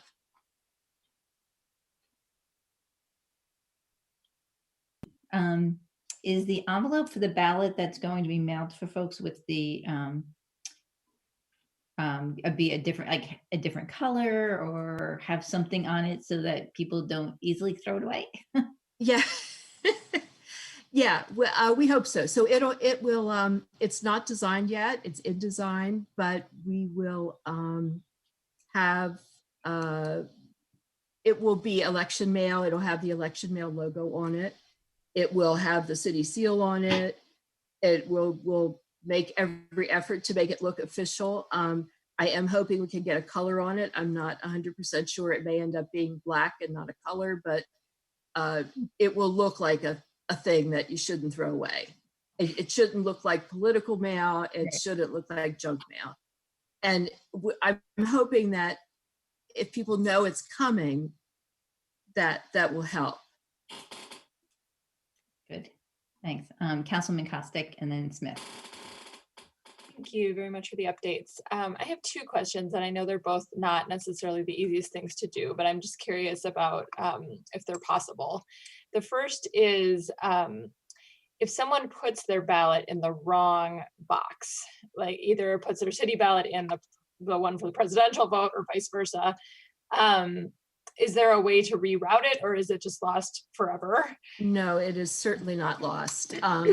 We are working closely with Montgomery County, and if they get our ballots, we will get them. And if we get their ballots, they will get them. And also, I've been advised to even touch base with DC, because apparently sometimes the Montgomery County absentee ballots end up in DC. So people do strange things with their ballots. Okay, thank you. The second one is since you will be collecting ballots ahead of time and marking that you got them, is there a way for people to be able to check that their ballot has been received? Yes. What Rockville did was they actually posted a spreadsheet with the names of people whose ballots were received. They actually posted it. That is certainly a simple solution. I don't know if we could do anything more. I mean, yeah, I think so. I am still learning. There's intelligent mail barcodes, and there are ways to track where your mail goes and what it's doing. But I don't have the details of that yet. So I will reveal those details to the council as soon as I understand them myself. But there are ways to do tracking, ballot tracking, and I will have more information on that. Great, thank you. Councilmember Smith, did you have a question or you're? Councilmember Costick asked my question and it was answered. Thank you. Great.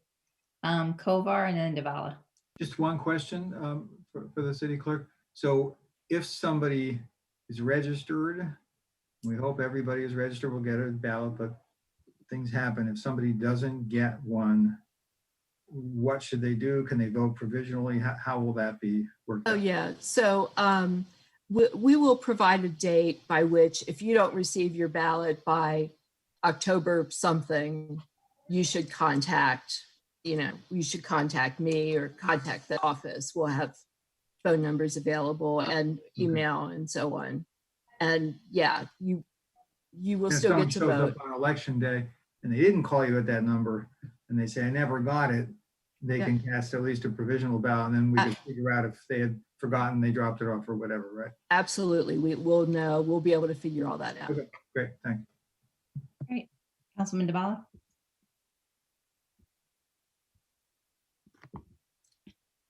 Now you're muted. You're muted. I want to thank Jesse and the election board for all the hard work. This is very, very well organized. And my questions were all answered. I just wanted to confirm one thing. In the report that you sent us that was posted, it says ballots will be mailed to be received by voters around Friday, October 9th or early the following week. So you will be mailing the city clerk and the election board, you have decided that you're going to mail them, you'll have them from the printer and you'll be mailing them before that so that they will be arriving. I just want to make sure I got this right. Right. And that's the plan. It could be a squishy date. I will keep you updated on if that changes. But that is the plan. And the mail house, we won't be mailing them, but our contractor will do the mailing. Okay. All right, great. Thank you. Okay. Councilman Searcy. Sorry, I was double muted. So mail that is returned to sender. So the mail that you all get, if any kickbacks that you all get, how are you planning to deal with those? Are you going to track them at all, or? Yeah, we will try to figure out what's wrong. I mean, yes. I mean, we will try to, yes, we will do that and try to figure out what went wrong. Absolutely. Okay. But I don't have any more details than that right now. We've already been getting a lot of the cards back.